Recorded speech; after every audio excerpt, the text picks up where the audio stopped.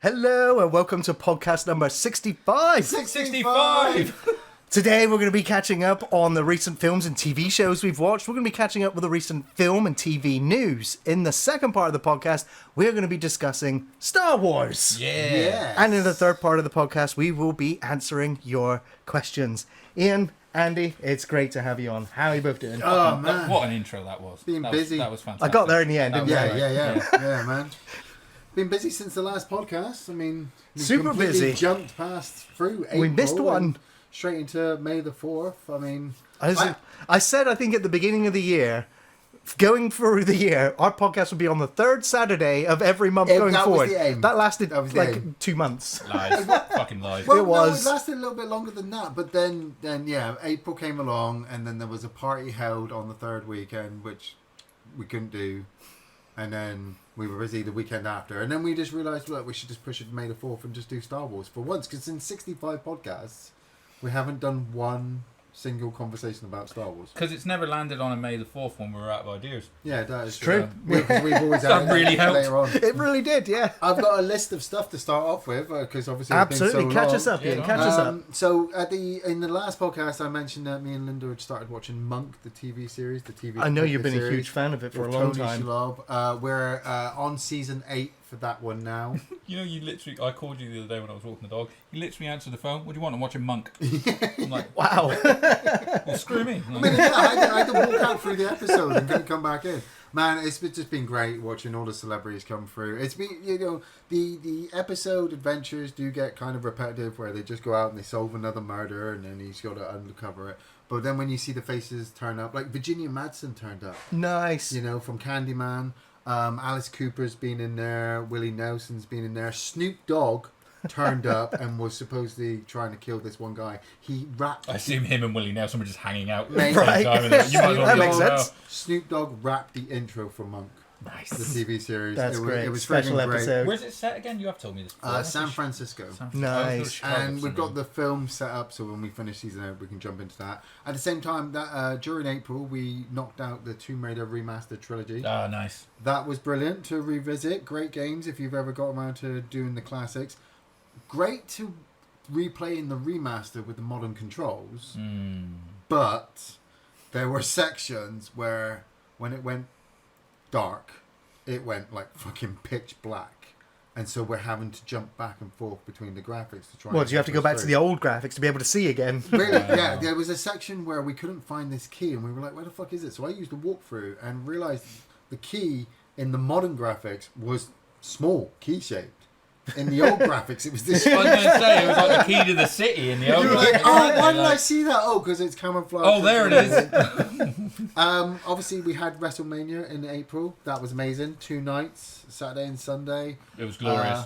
Cody Rhodes finished his story. Roman Reigns kind of dropped the title. He's So, taking time I off. was going to say, that you already answered my question. Yeah. He's taking time off. Oh, So I yeah, was he's going taking to time say, off. what He's- happens yeah. to the champion that's been their champion for years and years and You know years what? and loses it? It's great because he's taken the time off. I mean, it was literally SmackDown this morning because they had the draft. Yeah. Paul Heyman was saying about how he'd removed him from the draft and stuff. He's going to come back as a mega face. Oh, totally. You're going to have this huge implosion in Royal the bloodline, Rumble and he's going to come music, back to take it. It's going to be hit. great.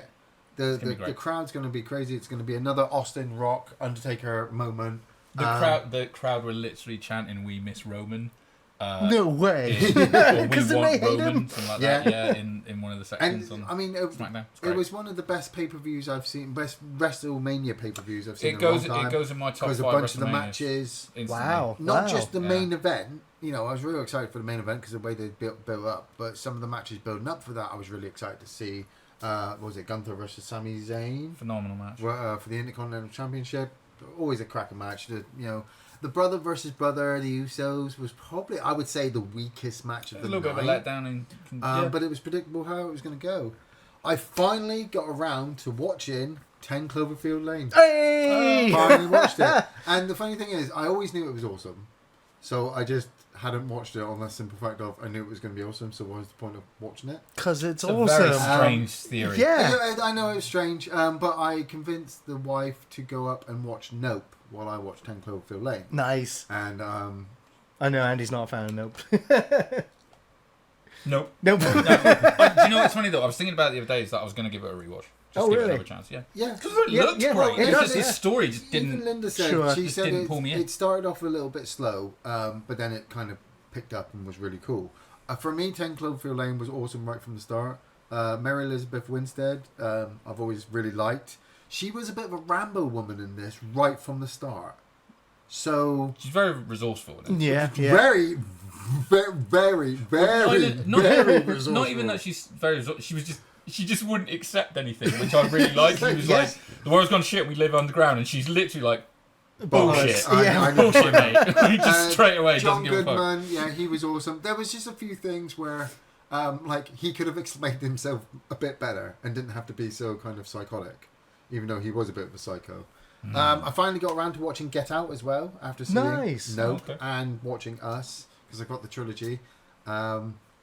Great movie, absolutely great. Like, it's kind of weird when he goes into the hypnotic state, and then he comes back out, and then obviously you realise what everyone's doing, and I'm so glad Jordan Peele managed to get that trilogy out. And like, if he never comes back and does another film, doesn't have to. He's still Said it multiple times, haven't we? That it's like he gets to make the movies he wants to make, and that's Yeah. true success in a way. I would say. So. Yeah. Totally. Been knocking through the Arkham series on the Switch. I've just done Arkham Asylum and Arkham City. I was supposed to be jumping onto Arkham Knight because it's the one I haven't done. It's the only one I haven't played as well. But I went back to Great. start playing Alien Isolation on the Switch as well. Alien Isolation is just absolutely sick. The only thing that annoys me is I'm playing Arkham. Every Riddler trophy token I pick up or every fight I get into, it saves. It quick saves. You know, it's fucking awesome. Keeps me up to date. Alien Isolation is like, here's one. Here's the level. Yeah.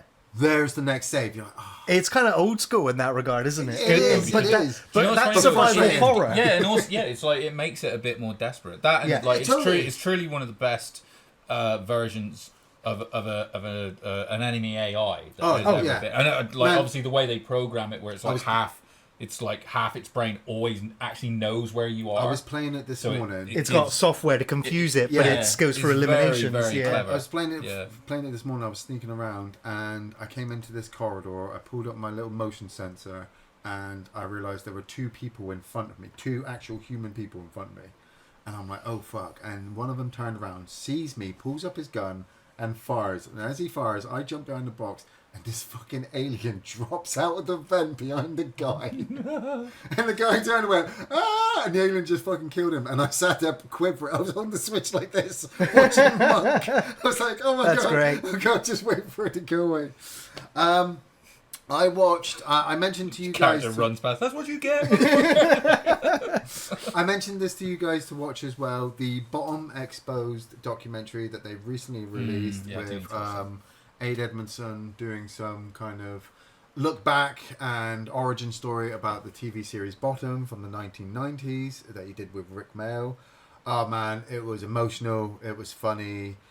I'd been scared to watch it because I knew as soon as Rick Mail came on screen and started doing like his talking points, I'd remember that he died and that there's no more. And it's 2 hours long. Yeah. It's 2 hours long. It goes all the way through what they did before Young Ones. Well, they met in college, right? Yeah, Yeah. in college. Then they did Young Ones. Then they moved on to some other stuff. Then they managed to drop Bottom. And Nice. went on to do the live shows. And I don't want to give away too many spoilers, but one thing that really did get me was it was Aid Edmondson who turned around and said he didn't want to do any more because he was kind of getting a bit bored of it. You know, because they were getting older. And they were Well, it was the constantly fact that Rick Mail wasn't the same after he had had his accident. as well. And they did kind of knock out a couple of live shows quite close together, whereas like the first couple, there was quite a gap between the first couple and then especially like the third and the fourth. But then they tend to do a bit. And I suppose it's not just the shows and right, it's the touring schedule, isn't it? That's It it. is, The touring yeah. schedule, like he was saying, the first two. I went Bottom to two. Bottom Live 1 and 2. I went to the he second said one, and I was went to another one, was but- the best time he'd ever had, especially while doing the show, because he was just there with his mate having a laugh. But then you got Bottom 3 and 4 and then extra stuff, and then like I said, after Rick Mail's accident, it just became a lot. Aid Edmondson wanted to go off and do something else. But he sat there on the sofa doing this conversation, looking at the camera, and you can tell that he's remembering that Rick's not there, and so he's getting emotional. And I was just like, Yeah. I'm alright, I'm okay. Yeah. It's just, Yeah, it was great. I absolutely loved it. I've been a huge fan of Rick Mail for so long. Yeah. And I miss him.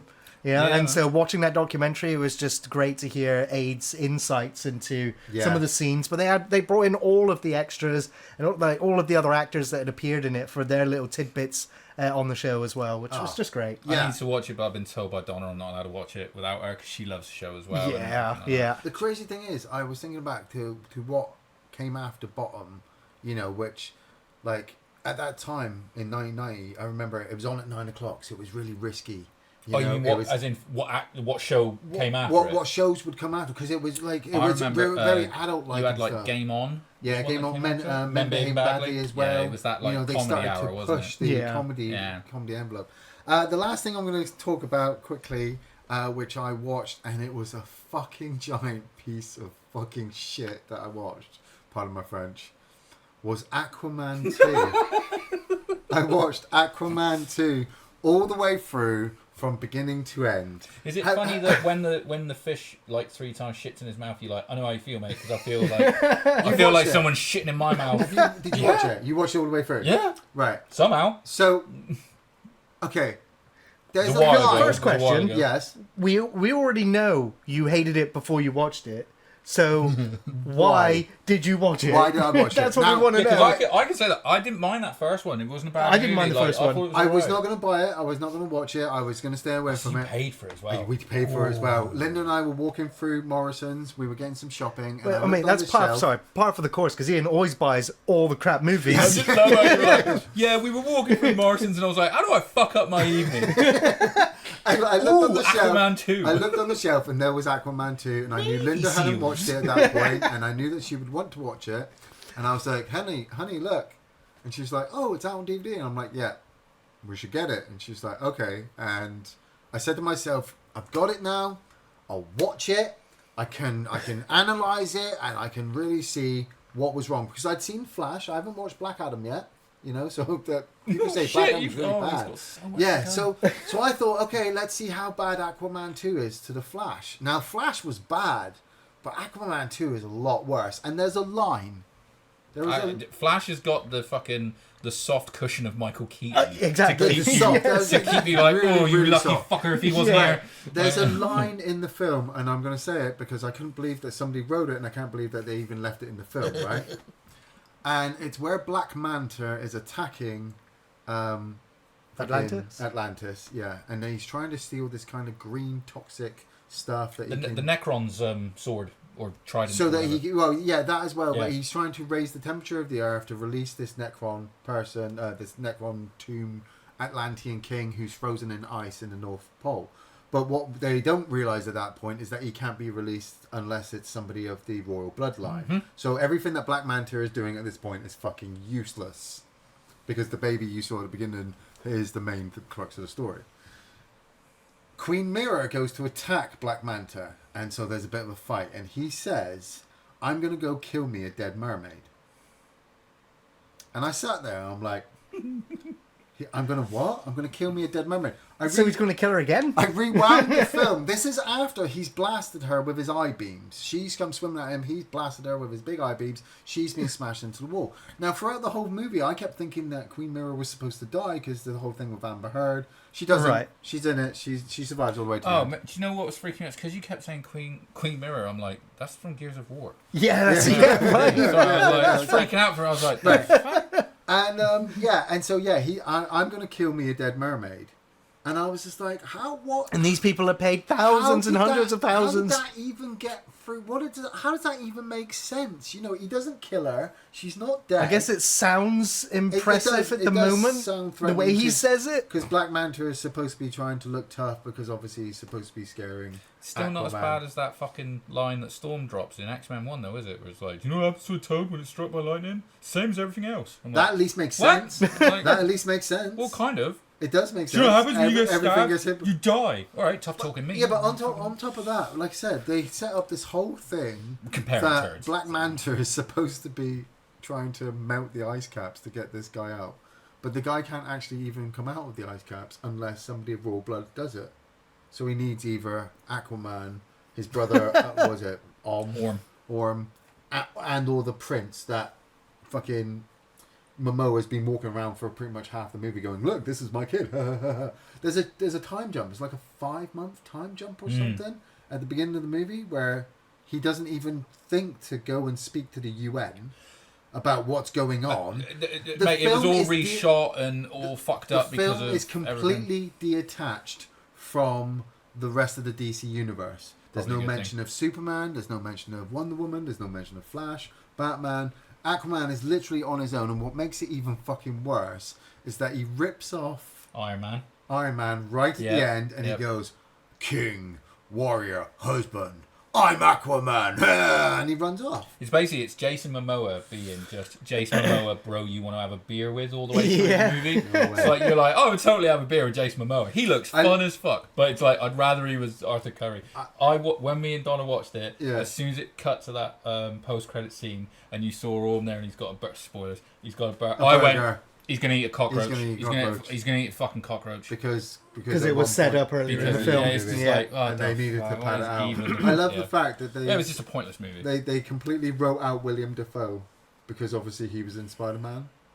He was the Green Goblin. He was doing Green Goblin stuff while they were trying to get Aquaman 2. Oh, is that why, was it? I'm guessing so. You go all the way, he's not in Aquaman 2. It was filmed years ago, wasn't it? I don't even remember that he wasn't in it. And it was just that thing as well that it was like, that was the end of it. That was the end of the DCE, wasn't it? And that was so weird that we were like, we did this last month. We were saying, why wasn't it just the Flash? It was a better way to end it. It was fucking shit. I switched it off. I actually so you didn't don't get mind. to the Dead Mermaid line. I did not. No, I lasted 25 minutes of Aquaman 2 and I was like, I've had enough. I'm done. Yeah, it was terrible. It's bad. There you go. Yeah. Fucking bad. Throwing out back to you guys. Andy, would you like to... Well, I mean, anything's better than Aquaman 2. anything. Tell us anything that you watched that's better than Aquaman 2. I mean, it's probably been a few bits because, like I said, we haven't caught up in a spell, have we? But it's... my wife and daughter went on a 2-week holiday with my in-laws to Tenerife. The plan was... And purposely I didn't go because I wanted to get some stuff done to the house. So I had 2 weeks where I was just... I've just been painting the house and redoing, that as well. Yeah, I'm painting the ceiling. And, I was just doing all the fucking, stuff around the house that needed doing, basically. But it was nice because, like I said, we did have a little gathering at mine, which was cool. We thought we'd celebrate 420 at the house for just no reason at all. Just 20th of April, I had the house to myself. Thought we'd do that. Someone couldn't come because he had family down. I had family down. Bullshit. Unexpectedly. But Gary came. We had a few mutual friends come over. Sat out on the decking in the sun because we got a randomly hot day. I don't know what kind of person that was that turned up at your house because I don't usually sit out in the sun. I know, it's crazy, man. But we stayed out in it all day. Yeah. And we played Spartacus, Blood and Sand, the board game, which is my fucking favourite board game. It's so brilliant. fun. Yeah. We just sat there out on the decking, beers going, my dog annoying everyone, just coming around trying to be part of the game, bless him, and just eating, snacks and partaking in the festivities of the day. It's so funny, that game as well, because it's like I know, because me and you play it in such a similar way. Yeah. Not necessarily the strategic... Where they're both cunts. No. It's not even like the way we strategize, the way that we're trying to win the game, because your strategy is like, I'm going to build a stable of whores, which I totally respect. But it's a strategy.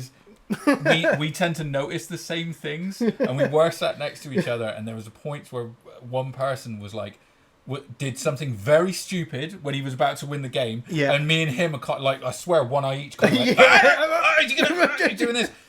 And then we realised that something else he could have done would instantly win him the game. Yeah. So, and we're both kind of looking at each other. Oh, he's not noticed. He's not noticed. Okay, well, shut the fuck up and don't say anything. Like, I was gonna say, because this person's like first. Oh, they're game, full of shit. Oh, so many times, like, I've not really played this. All of a sudden, shoots up the board and is about to win, and I'm like, okay, I think he's full of shit. But also, that was a rookie move. No, what a perfect way to play Spartacus. Yeah. So that's fun. Yeah. So like I said, so that was really cool. The girls. Yeah, it was good fun. Donna brought me back 3 Funko Pops from What We Do in the Shadows. Yeah, that's awesome. I saw the picture actually. Yeah, they're great. Hold on. Oh. There you go. Oh, sweet. My rock. Ian collects rocks. I collect rocks. Won't travel, so he's building his own resort at home with tiny rocks from all over the world. I've still got the the coral you got me from Hawaii. Hawaii, yeah. The dead coral. I didn't rip coral. That is illegal. Right. I didn't. I got a scuba diving license. I would never fucking do that. But yeah, so that was cool. I mean, watch wise, I mean, I suppose the most significant thing. I really haven't caught up in a while. I went to the cinema and watched Ghostbusters. Nice, exactly. Ghostbusters. Enjoyed that. That was good. We would have discussed that on the last one. Do you know what's really funny? This one, I think you'll really like because it's more of a Ghostbusters movie, and also it's like it's a really simple film. You know, like all the issues that you have. No. It's like, Hey, here's a thing. This is the reason for it, and now we're in New York, and here's all your nostalgia bits, and we got to fight a fucking quite a cool action enemy. Yeah. I'd preferred it wasn't quite so CGI'd, but still. True. Yeah. And there's the reason what we need MacGuffin, and here's the Ghostbusters again. Yeah. Done. Yeah. I was like, that was cool. That's why That's I all haven't, you need. haven't rushed out. Yeah, that's why I haven't need. rushed out. I was very satisfied with Ghostbusters Frozen Empire. Yeah, all of us went. It didn't have the emotional weight that Afterlife had, which for me is that's the Ghostbusters film that makes me cry every time I watch it. But do you know what had the emotional weight in Makes me Ghostbusters? cry. Do you know what was the emotional weight of Ghostbusters? Was the press release of seeing Ernie Hudson's fucking arms at 71 years old the next day, where I was like, what the fuck? I thought it was surprising because they Dude brought is back in shape. they brought back Walter Peck, didn't they? yeah, Yeah, that was fun. Who surprisingly was in the Monk series as well. Oh, really? So That's class. Yeah. I love it when stuff like that happens. We watched Don't Tell Mom the Babysitter's Dead. I wanted to Oh, watch that wow. with Jessica. Yeah. And I don't know the actor's name, but the guy who plays Stasis Burns in The Fly, the one who is Gets his melted nemesis, on. yeah, is in it. And I'm just sat there, I'm half cut, it's a Sunday. And I'm just sort of like, you're going to lose that fucking arm. Like, she's like, what? I'm like, never mind. But then we watched, I had my first 4DX experience. So I took the Dune? kid. 4DX? No. I took the kid. Very different film. I took the kid to see Kung Fu Panda 4. oh, very So good. she wanted to go see Kung Fu Panda 4. I was like, yeah, because in a way I was like, I could care less if it fucks with the movie or not. In a way. Yeah. I like them as movies. You know, they're fun. But it was. I didn't realize it's non-stop. I was kind of like, it'll just be a shake few and- little bits and stuff like that. It's like, no, that chair does not stop. Like, I really felt my age when I got out of that motherfucker. I was like, Still I was vibrating. like, Jesus Christ. Fuck, like, Like a 2 hour there was a movie couple of bits where I swear I was like, it felt like the kid behind me just kicked me in the back, like toe punted me when he did something. I was like, shit, like, but Yeah. it was fun. It's like, if you got kids, take them to a 4DX if you can. It's not really that expensive either. It was probably about Fair, it's like £12 a ticket, which we used to pay for normal movies. It used to be, yeah, until you're right. we were all like, we're not doing that anymore. But Cinemas were dying. yeah, that Like, was fun. okay. But I did watch Late Night with the Devil. Yes. With David Schwarzenegger Yeah, I and meant stuff. to watch that last night. So I watched that. I let my kid watch it. So like I said, I was watching it, and Gary's still not seen it. I watched it last night. Oh, you watched you it? did? Yeah, I Okay. watched it last night. And she was like, I really want to watch that. Can I watch it? And I had to do that. I had to do the quick parental check to make sure. There's certain types of violence I don't want her to see. I'm like, is there any of this, any of that? No. All right, I think we're good. And we watched it, and she was fine with it. And I really enjoyed it right up until the end, where I think it really didn't quite deliver. It had to deliver something. Were great. Performances were great. Yes, all throughout. I was kind of confused as to where they were even going to go at the end, to be honest. I had a feeling, and there was lots of little nuggets to suggest. I really liked and I don't want to spoil it because it's still fairly fresh, but it's like, I loved they did the Oppenheimer thing with the subjective object, this is in the original format, the 70s Oh, how yeah, it's yeah. shot. 4:3, yeah. But then when we go to full screen, it's Widescreen, like, full screen. that's us seeing what we didn't see on the broadcast. That's right, yeah. Yeah, but then they flip it at Yeah. the end. So I'm Yeah. like, so wait, are you telling me that we all saw that as the broadcast at the end? Because that makes zero sense in any way, shape, or form. I'm Yeah. like, you fucking dropped the ball badly there. I don't know. And I was that with kind it. of pulled me out of it. But I enjoyed it. Yeah. But it's one of those where it's like, I didn't really. The ending wasn't great. It's like, what did you want? I'm like, I don't know. I mean, don't know. I'm definitely putting it up there with amongst the very few found footage movies that are highly, highly recommendable. For that, I'd Yeah. probably say it was my favourite found footage movie. To be fair, Yeah. yeah. I definitely recommend going. It's just like I said, it's just sometimes it doesn't click. Endings are horrible. Maybe it needs we a talked about second Cobweb, watch. Yeah. didn't I? I said Yeah. I watched Cobweb, and I was with With it it till right the up end. until the end when it got Silly. fucking stupid. Yeah. I was like, Yeah. no. But I mean, Late Night with the Devil was building and teasing it without actually having anything super scary happen. So it kind of had to go a little bit crazy at the end, but then the filmmaking itself and the structure and the edit was different as well. So yeah, I can understand where you're coming from. The next one, I want to go see Abigail. That's the next one I want to see because that looks fucking great. Where they kidnap the kid and it's a vampire. The vampire girl. Okay. The vampire I don't You know not seen any trailer for this? No, That's not like a spoiler for a twist. Okay. It's right on Front it's Street. right It's in in the the trailer. trailer. That's like the everything. setup. So Okay. they basically, they kidnap some rich guy's sorry daughter for what I have to do to you. ransom, and then they Okay. fucked themselves because they've kidnapped a vampire. And I'm like, yes, Nice. like, let's fucking go. Did you see that Russell Crowe is going to be another priest in another horror movie? Well, isn't he doing a sequel to the great. one he was already Is he in? going to introduce a match at WrestleMania again? Remember when that fucking happened? So he was in Is it the Last Exorcism or something? The Pope's Last Exorcist? Yeah. So He's in isn't the it Pope's that's getting a Exorcist. follow-up? But there's another The movie. Pope's second to last Exorcist. There's another movie he's playing in where he's an actor who is playing a priest who goes to film in a film much like The Exorcist, but he actually gets possessed on set. I And want they have to see try to him. exorcise him. I want to see him do a live action show of Russell Crowe's fighting around the world. With Yeah, I've been waiting for that for years. Yeah. We've got that tell you one what, episode. saying about documentaries. Actually, it's the last thing that I watched the Bray Wyatt documentary. Oh yeah. I was not. Yeah, you should watch the bottom one. Me and Donna watched that together, and I was a fucking mess. By the end of it. But it's phenomenal. It's like, That one, the Roman Reigns one was really good as well. Actually, Yeah. Did you watch that one? No, not yet. That's a really good, the A&E one. But yeah, the Bray Wyatt one will fuck you up if you're a fan. Oh my god. I've got to wait for them to come out on the network. I reckon they're showing up tonight. Yeah, probably. I reckon Backlash is on right now. No fucking spoilers, chat. Thanks. We were toying with the idea of like having it on tonight because it's live now, but I was like, no. That's it. Yeah. No, don't go, Gary, don't even go what into have you been it. up to? Well, I'll just catch up what I'm up to. You carry on watching WW something No. Backlash.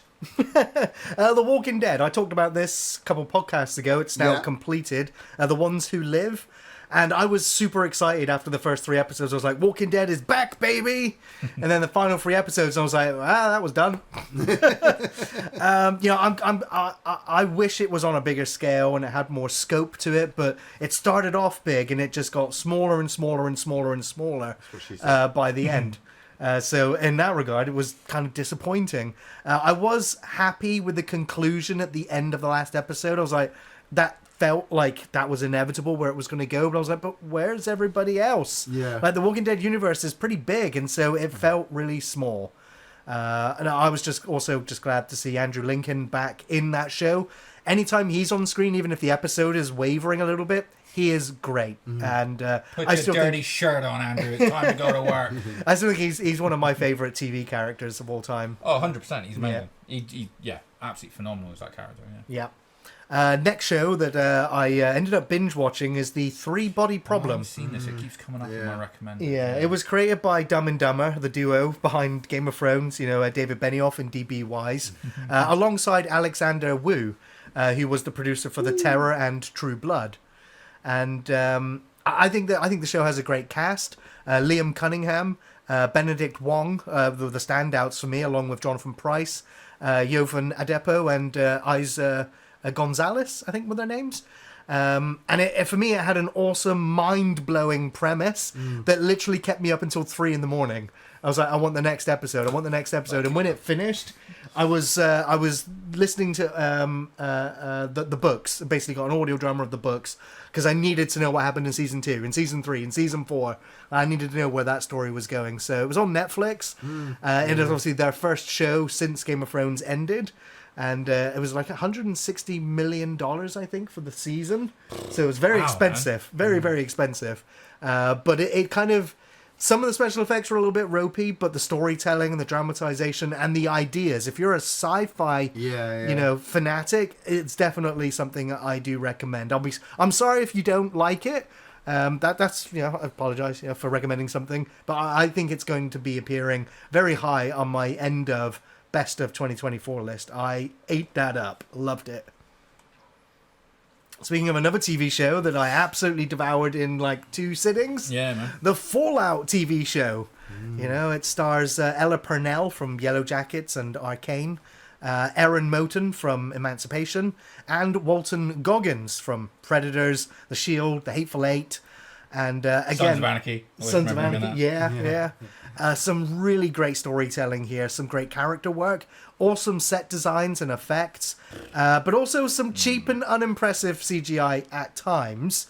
But again, great world building, good pace and structure, and I could easily watch 5 more seasons of this TV show. Is it fair to say that this is the best looking adaptation Totally. of a fucking video game? I'm saying Totally. yes. I love Last of Us and stuff like that, but I was like, I watched it all and I was kind of up and down with the characters a little bit, like as in like especially like the name of the Brotherhood of Steel guy escapes me, but I was like, Maximus. oh, yeah, but I was like, I was like, that's Finn from Star Wars. That's his entire arc. Yeah, it very much felt that way. However, yeah, still enjoyed it. Love the tease, like at the end, that scene where he's listening to his wife in the Vault-Tec meeting is, I think, one of the best and most gut-punching scenes in TV in a very long time. It was really well Even written. though you can kind of feel it coming, it's just to watch his reaction to it because he's so fucking good. Yes, So that was cool. Plenty of stuff kind of to answer. I like the fact that the ship, I've already forgotten its fucking, I was about to say the name of the ship, the Brotherhood of Steel ship. Yeah. It's like it's telling you that ending from the game where you don't destroy it is canonical in this. Yes, so that's cool. Yeah. Looked amazing. I thought it looked fucking great. But one thing I will say though was like it was so kind of like oversexed that I was like, this is weird for Fallout. Yeah, because Fallout is, I mean, it's not just as not in the game, sex filled is as it? this. At all. So yeah, And it just really stood out like a lot. a lot. Very Yeah, strange. I agree. I absolutely agree. I wasn't prepared for it in the slightest because I was like, it's fairly tame sexually, the game. So, but yeah, it was. It does make you notice. Makes it easy to bridge that gap between male and female audience members, so you don't absolutely. sway it too much. You actually just throw. Hey, look, I guess it's like you said, there's something, there's no sex in the game, so you throw the sex in there, and then you get your whole audience going, oh, there's sex in it. Well, I mean, I think in the games it does the fade to black type thing if there's something going on and there's sound effects, from memory. But yeah, the TV show really also nailed the tone of the wasteland being bleak and depressing and hostile and also funny and satirical and wacky and crazy. It nailed the town. As soon as they go into a town, you're like, this is a fucking Fallout town. Yeah, absolutely. So I was absolutely enamored with it. Really loved it. Another one that's going to appear on my best of. The tease! I'm like, please don't be 2 years between seasons. The Death Claw skull was cool as well. But I got to admit, because I was like, I figured I was talking to a friend of mine and I said, like, I didn't think you'd see a Death Claw in this season. But that was what I appreciated, their restraint. They didn't go, hey, remember Death Claws? They didn't even they didn't even put super mutants in it. Yeah, that's right. There was a wanted poster. And they mentioned them in when the Vault-Tec was like, what if we just fucking made super mutants? And I was like, But, exactly, yeah. Yeah, they were really...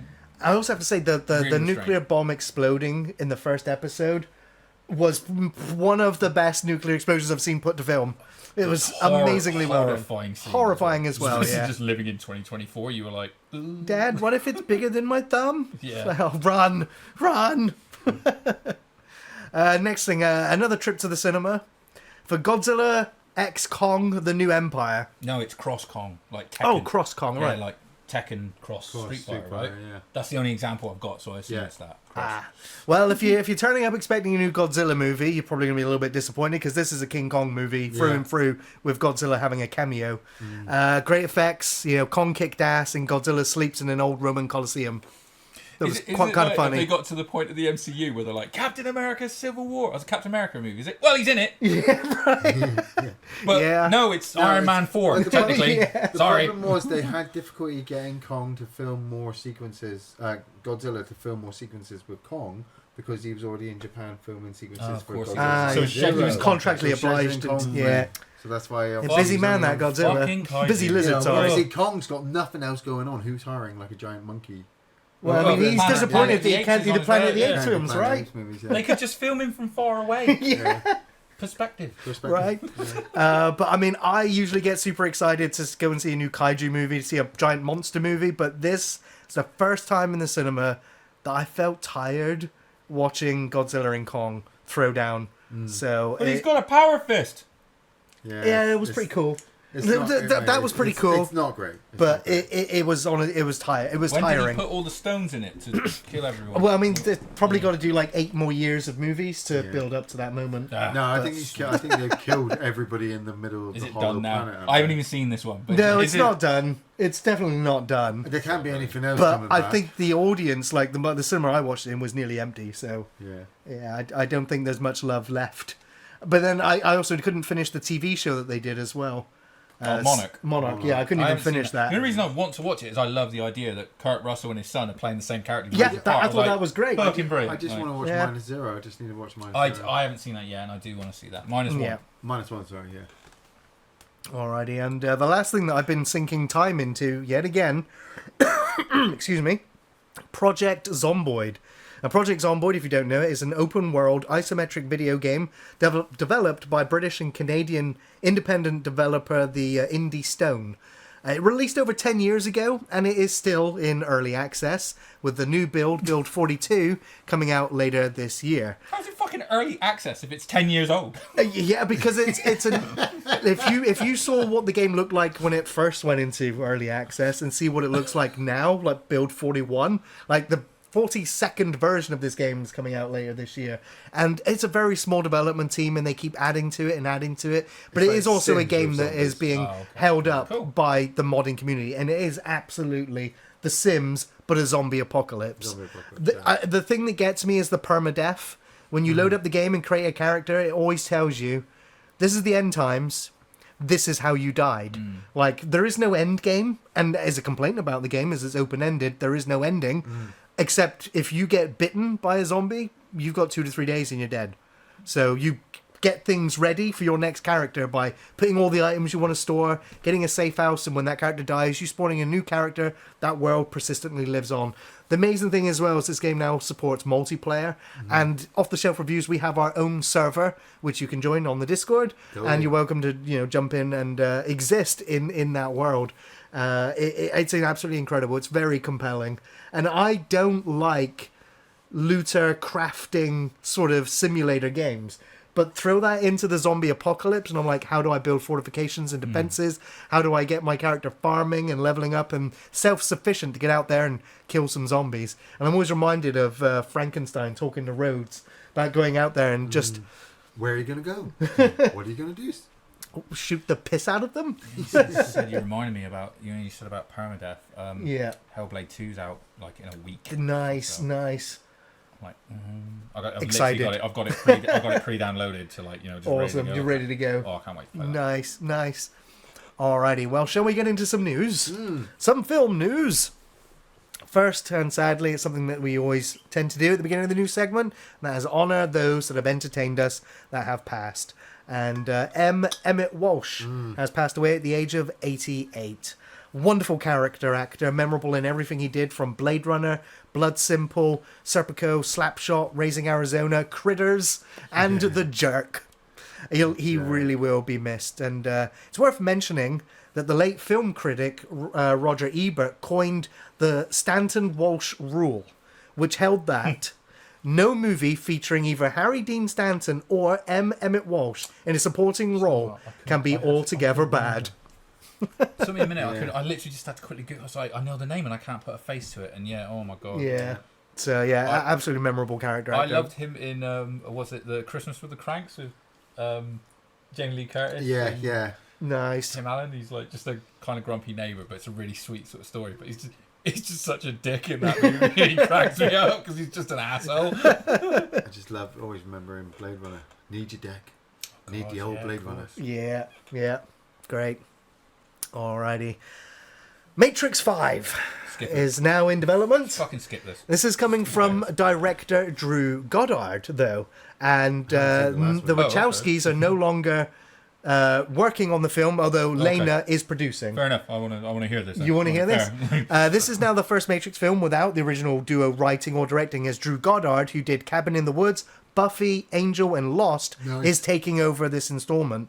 There's no plot details yet, no casting news, so we don't even know if Keanu's back. But Warner Bros. Has said the entire team at Warner Discovery is thrilled for Drew to be making the new Matrix film, adding his vision to the cinematic canon the Wachowskis spent a quarter of a century building here at the studio. And Drew had this to say. It's not hyperbole to say that the Matrix films changed both cinema and my life. Lana and Lily's exquisite artistry inspires me on a daily basis, and I'm beyond grateful for the chance to tell stories in their world. So, are we going to see a breakaway from the traditional Matrix? We'd have to, because I think so. I haven't.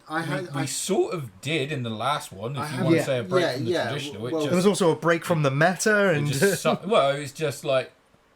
Well, it's Trinity is Neo now, and well, no, Right. no. You know, I mean, I still haven't whatever. properly seen it all the way through. But what I got, spoilers. Sorry. what I got at the end of the last one, when the wife was watching it, is that everybody became the one.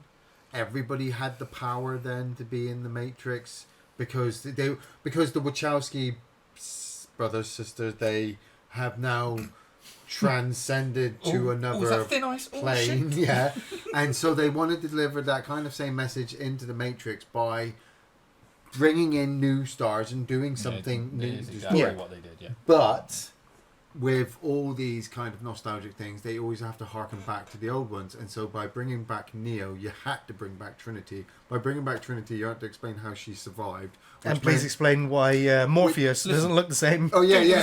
Let's be honest as well. Sort of like for all this sort of like stuff, like you go. All right, I'm sure there are people out there that don't like it because of the political stuff of like the gender swap. What a shock, whatever. Yeah. Dude, I'm just saying it was a fucking shit script and a bad story. That was and it just didn't really explain much past just that we wanted to make another one. Exactly. It was just a bit that's shit. It. They Sorry. made another one. I like found all it the fascinating. fucking actors in the movie. Yeah. I like everyone in that fucking cast basically, and I'm like, why is this shit? Why is the movie shit? Bad story, maybe. Bad story. I need to watch it a second Hey, time. make But I Keanu enjoyed Reeves dodge it. bullets, motherfucker. Yeah. Mate, just do that. Watch it a second time and you'll realise that I've watched the it original... twice because Yeah, no, it's me. I want to watch a same second again. time, yeah. Well, Because I enjoyed it the first I time would watching, because it was so different. I- Because I did not like Matrix 2 and 3. So I liked 1 and 4, because they were different. 4 I don't like at all, because I just don't like the idea. It's like the Terminator Salvation, Terminator Dark Fate situation all over again. Yeah. 1, 2, and 3 set this thing in the Matrix movies. Now 4's come along and it's like, well, 2 and 3 are now irrelevant. Yeah. You know? Yeah, Why? That's the worst. Why? Because they wanted to make Negating what came before you. Yeah. We'll get to Last Jedi. Is like the fucking worst crime to me in a series. You know? Alrighty, next news story. Teenage Mutant Ninja Turtles, Yeah. The Last Ronin, is getting a live-action adaptation. Now, this is very, very exciting for fans of the franchise and fans of the OG live-action films. Yes. This story is being adapted from the IDW comics of the same name, The Last Ronin, and the story follows characters from the Teenage Mutant Ninja Turtles franchise in an alternate future wherein 3 turtles and Splinter are killed, and the last remaining turtle seeks to avenge the death of his brothers by killing the grandson of the turtles' arch nemesis, the Shredder. Despite being published by IDW, it's unconnected to the official series continuity, and it's set in its own universe dubbed the Roninverse. Yeah. Now, the studio has the intention of making this film R-rated, so it's going to be a hell of a lot darker than the original movies, or the first movie, that parents kicked off about, and so they toned it all down for the second one. And then the third one, they went off to Japan and time traveled, and it was pretty terrible. Yeah. And we haven't seen live action turtles since. I have all 3 on Blu-ray, and I still enjoy the third one. Can't watch the third one. It's fucking stupid. And I love it. Sorry, I was one trick of the book. So my last thing was that obviously the trick of the comic book that the story is coming from is that the turtle that survived, we don't know the identity. We don't know if it's Leonardo, Donatello, Michelangelo, or Raphael, because that turtle uses the weapons of all 4 of them. He takes the weapons of his fallen brothers and uses them in his revenge. So this should be absolutely sick. Right. Like, if they do it right. This could legit be one of the best fucking things ever if they do it, and like you said, they get it right. Having it R-rated, whatever you want to call it, is absolutely an amazing way to go. Yeah. if you wanted to get all my money as well right now, because I love the Ninja Turtles ever since I was a kid. If you wanted to take all my money out of my account, all you'd have to do is hand me over a 4-player co-op game of the Turtles. Yeah. Set in the same way as Arkham. Nice. And Yeah. you would Yeah. have all my fucking money. Yeah. It boggles my mind how much money this franchise has left on the table over the years in so many different mediums. Yeah. It's crazy. But It's legit one of the greatest comic books of all time. Yeah. It's about 4 mutated turtles, for fuck's sake. Right. But the storylines of brotherhood and stuff, and there's no better story in the comics that brings them together than The Last Ronin. It will fucking break you. It's amazing. I just got to plug this app that I've got as well on my phone called Pluto TV, which is a free streaming app. They've actually got a 24 hours a day, 7-day a week Teenage Mutant Ninja Turtles 1987 channel. I'm currently watching The Wrath of Medusa from season 9, episode 3. That's how much I love Turtles. I'm fucking watching it I'm just watching it on my phone. And on this Pluto TV, because it's only you couldn't watch Batman. they're constantly showing the films as well on there as well. So it's like when I was in work a couple days ago, I watched that fight sequence from the first movie. You know, where all the ninjas drop down and Raphael's knocked out. Yeah. I thought insurance salesmen were pushy. So I've got no casting news on the Turtles live action film yet. All I know is I think it's still from Platinum Doom, so Michael Bay's production company, I think, are still behind it. Yeah. So, yeah, this one I'm very excited for. Again, something else I'm excited for, and that's even more Evil Dead movies. Evil Dead. We already knew, we mentioned in the last podcast, that Sebastian Venic, I can't pronounce his name, Vanisek, is producing an unnamed Evil Dead movie right now. Now, according to Deadline, Francis Galuppi will now also be creating another standalone entry. Sam Raimi has, of course, greenlit the project and continues to oversee the Evil Dead property and helping upcoming horror filmmakers get a stab at the Deadites, essentially. Sam Raimi had this to say, that Francis is a storyteller who knows when to keep us waiting in simmering tension and when to hit us with explosive violence. He is a director that shows uncommon control in his feature debut. So he's got it fucking so made, hasn't he, Sam Raimi? Yeah. He gets to take unknown directors who've got ideas One for his film Evil that's- Dead movies yeah. of his franchise. Franchise hasn't missed yet. It hasn't. He reads through it and he goes, "Oh, you know what? That's new. Let's try that. Let's change that. Let's do that." And here's the money, because he budgets it himself, isn't he, as well? Yeah. I think. He's got his own production company, so they've financed it themselves now. Yeah. So he oversees it as well, makes all the money back. Fucking nice. Do you know what's really annoying is because obviously this month we got Aliens on 4K, didn't we? That's right. Finally came out after all the A physical delays. release, yeah. Yeah. Like the only Evil Dead that you can't get on fucking 4K Army of Darkness? is Army of Darkness. Universal It's driving Studios. me Yeah. nuts because Yeah. I just want it. I literally You're not- rewatched never over gonna- the last 2 never nights. I gonna finished get it last night. I rewatched Evil Dead Rise again because Nice. it's just on Netflix. Yeah. And I'm just like, I want to get all of these on 4K. You're never gonna get it. It's driving me nuts. Yeah, That's yeah, what it's it- down to Universal. But because I can't get that one, I haven't bought fucking any of them. Oh. You know what I mean? So I'm like, no, because I'm just going to look at That's my why shelf Gary and be and I like, had to "That's watch Army of pissing me Darkness off." on the Like, big screen ourselves. We did, because we'll yeah, not release yeah. it. Yeah. And that's when they release it in mainstream cinema. That's when it'll get its updated release. I don't know, because it's Universal, man. They're just, And yeah, They just sit on it. they Yeah. just, they just sit just on it. sleep on it, man. It's, They again, just- money on the fucking table. Yeah, Take yeah. my money. Alrighty. Dicks. Well, speaking of more sequels, there's another Blair Witch project in the Oh, works. fuck. Go back to okay. the Matrix. This time, Blumhouse, who is in, of course, partnership with Lionsgate, and they're looking Yeah. to extend and develop the Blair Witch Project IP. Blum had this to say: "I'm very grateful to Adam and the team at Lionsgate for letting us play in their sandbox. I'm a huge admirer of the Blair Witch Project, which brought the idea of found footage horror to the mainstream audience and became a true cultural phenomenon. So we want some of that money, essentially. And I don't think there would have been a Paranormal Activity had there not been a Blair Witch. So this feels like a truly special opportunity, and I'm excited to see where it leads. I'm gonna guess staring at a wall, screaming about a witch as the camera shakes and drops to the ground. Again. Fuck that movie. Jay raised a good point in the chat there. He's put, I swear that the Netflix Evil Dead Rise was an extended version. I Why? think this is right, because What was on it? I've not seen the Netflix not version. I just watched the There- normal version. But part of me sort of like, you know, sometimes, like, because I'd only watched it the once, Yeah. and I think it's just some of the scenes seem to be extended. Some of the gore seemed to like go on like longer and stuff. Do you know what I mean? You know, it's like you can't put your finger on it, but it's like you just get that feeling.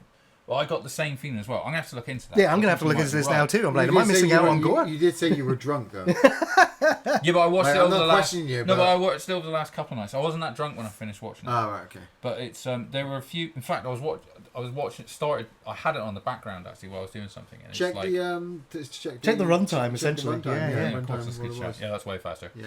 Alrighty, well. Yeah, you're doing enough in the chat, going on, mate. How about some more remake news?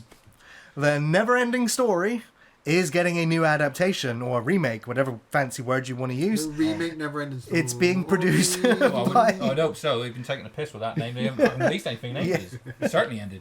It's being produced by Slow Horses and the King's Speech filmmakers at Seesaw Films.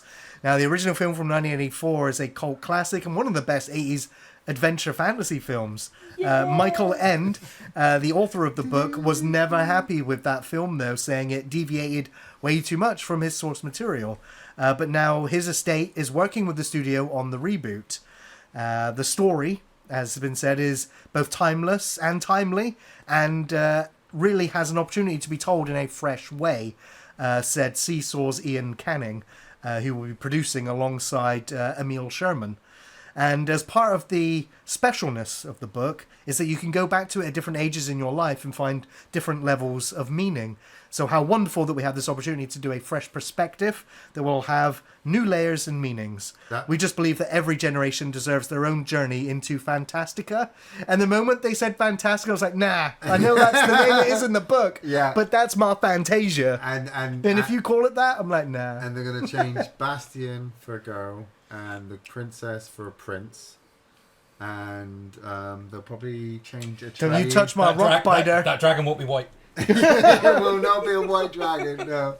Atreyu will be... Oh, no. I've always thought that Neverending Story could do with a good adaptation that tells the whole story, because the Neverending Story that we got was only half a book. That's it. It's got to be like two films. The horse won't die, but that Republican senator will shoot a dog and... Oh, God. You know what? Now I don't want it. I don't want it. I don't want to see it get ruined. The movie, you keep getting flashbacks of the real kid's mum dying in hospital constantly, and so then at the start of Guardians. Yeah, and so then at the end he has to scream her name for the prince, or the name that it'd be her dad that died.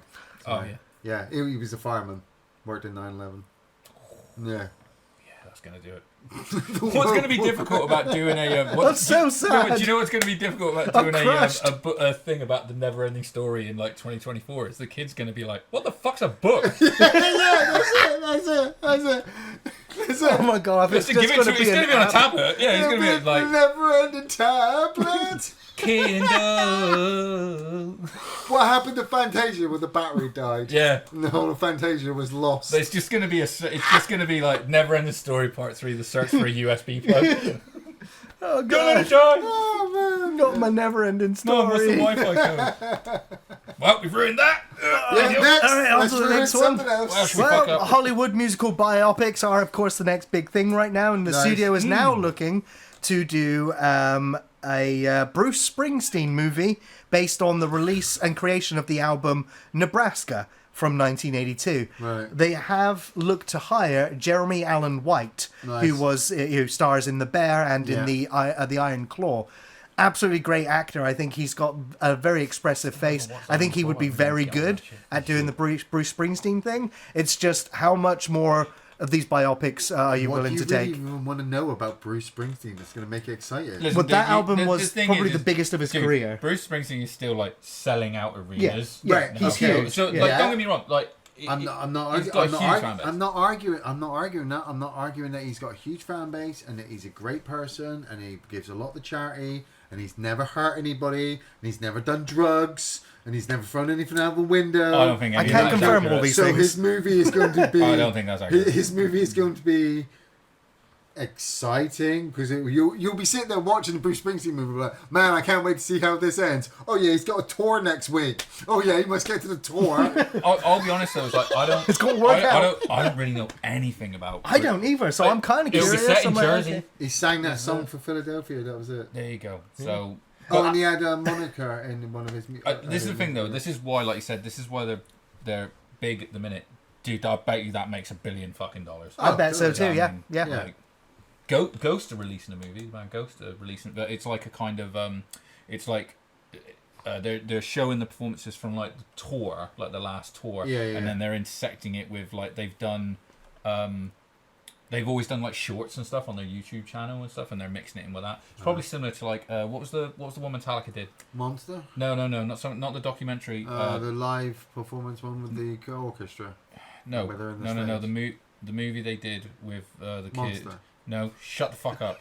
The movie that they did with the kid from Spider-Man 2. Oh, Someone in the chat will fucking tell us. yeah. I've got it on fucking Blu-ray. I can't remember the name of it. Also, it's just named after a fucking Metallica song, but now I can't get Monster out my fucking head. We'll come back to it. So, Bruce Springsteen movie in the works. Now, here's a new story that I'm always excited to report on whatever these two are doing. Like Robert Cargill, I used to listen to him 20 years ago when he was doing a podcast reviewing movies with several others. And he occasionally had his friend Scott Derrickson on, and they talked about random stuff. And then Derrickson ended up doing, I think, Hellraiser Inferno before he ended up doing Doctor Strange. And then the two of them have started to collaborate, and they did the Black Phone the other year. And so anything that these two are working on together, I'm going to end up talking about it. And Black Phone's on Netflix at the minute. Everyone should watch it. Definitely. They are also working on a sequel to that now as well. Yeah. But Night of the Hunter is what they're remaking next. Now, I like this, that Night of the Hunter released in cinemas in 1955. It's an amazing so they haven't remade a film that came out 2 weeks ago. Yeah. So I'm happy with that. And it's also a film that many people will probably not even be aware of.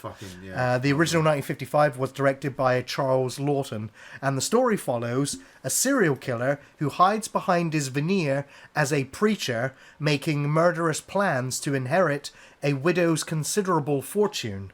Now, as I said, this remake is being helmed by Scott Derrickson and C. Robert Cargill. Sinister, Doctor Strange, The Black Phone. And they're both... Sorry.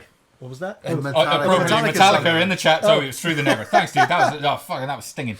Nice. Stinging.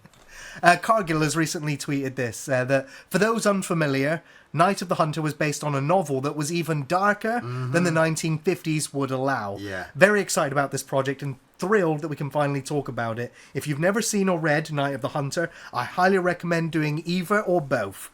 Stone cold classics, he said. One of the best things about readapting something is you can turn a whole new generation onto the original. So I love his mindset. I think it's Robert Mitchum who's in the original. I don't think I've seen that. I watched it on Film 4 about a year or two ago for my first time. Nice.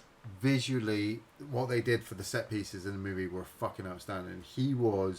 Robert Mitchum was absolutely terrifying as this priest. And they're pretty scary. What's missing from that description there is actually the widow has children. Okay. And so when she inherits the fortune and the priest makes his way into life, he does kind of marry his way into the family, and then, spoilers, he offs the mum and is now planning on obviously taking out with the children so that he can get the money. So I'm watching this movie and I'm just like, oh yeah, it's not going to be that bad. So it's Lemony Snicket. yeah, kind of. Well, Lemony Snicket is Night of the Hunter. I'm sure the church are going to love this film. Yeah, but what surprised me is I'm watching it like 2-3 o'clock in the afternoon because it's on Film 4, and obviously they're not thinking a 1955 movie is actually terrifying. Right? But like I said, combining the lighting, the imagery, the sets, Robert Mitchum's performance, and the fact that you're following these two children and you don't want them to be murdered by this fucking killer priest. Yeah. Outstanding. And so if they're planning on remaking it, it'll make fucking what was that show that you guys watched with the acid rain coming down? House of Usher. Fall of the House It'll of make Usher. the Fall of House of Usher look like a fucking walk in the park. Damn. Well, I'm looking forward to this one even more. One last thing as well. Cape Fear. Do you think Cape Fear? Oh, yeah. Remake Cape Fear. Remake, yeah. Mitch McGinn, isn't it? But before they get to Night of the Hunter, the Derrickson and Cargill have been working on a film called The Gorge, which will be releasing later this year, starring Miles Teller, which I'm a big fan of since Whiplash, Anna Taylor-Joy, which I'm looking forward to seeing in Mad Max pretty soon, and Sigourney Weaver. So I'm like very happy with the casting of that film, so I'll be checking out The Gorge later this year as well. Anna Taylor-Joy is the Gorge. She is the Gorge. I gorge her. Brings much joy. Gorge her.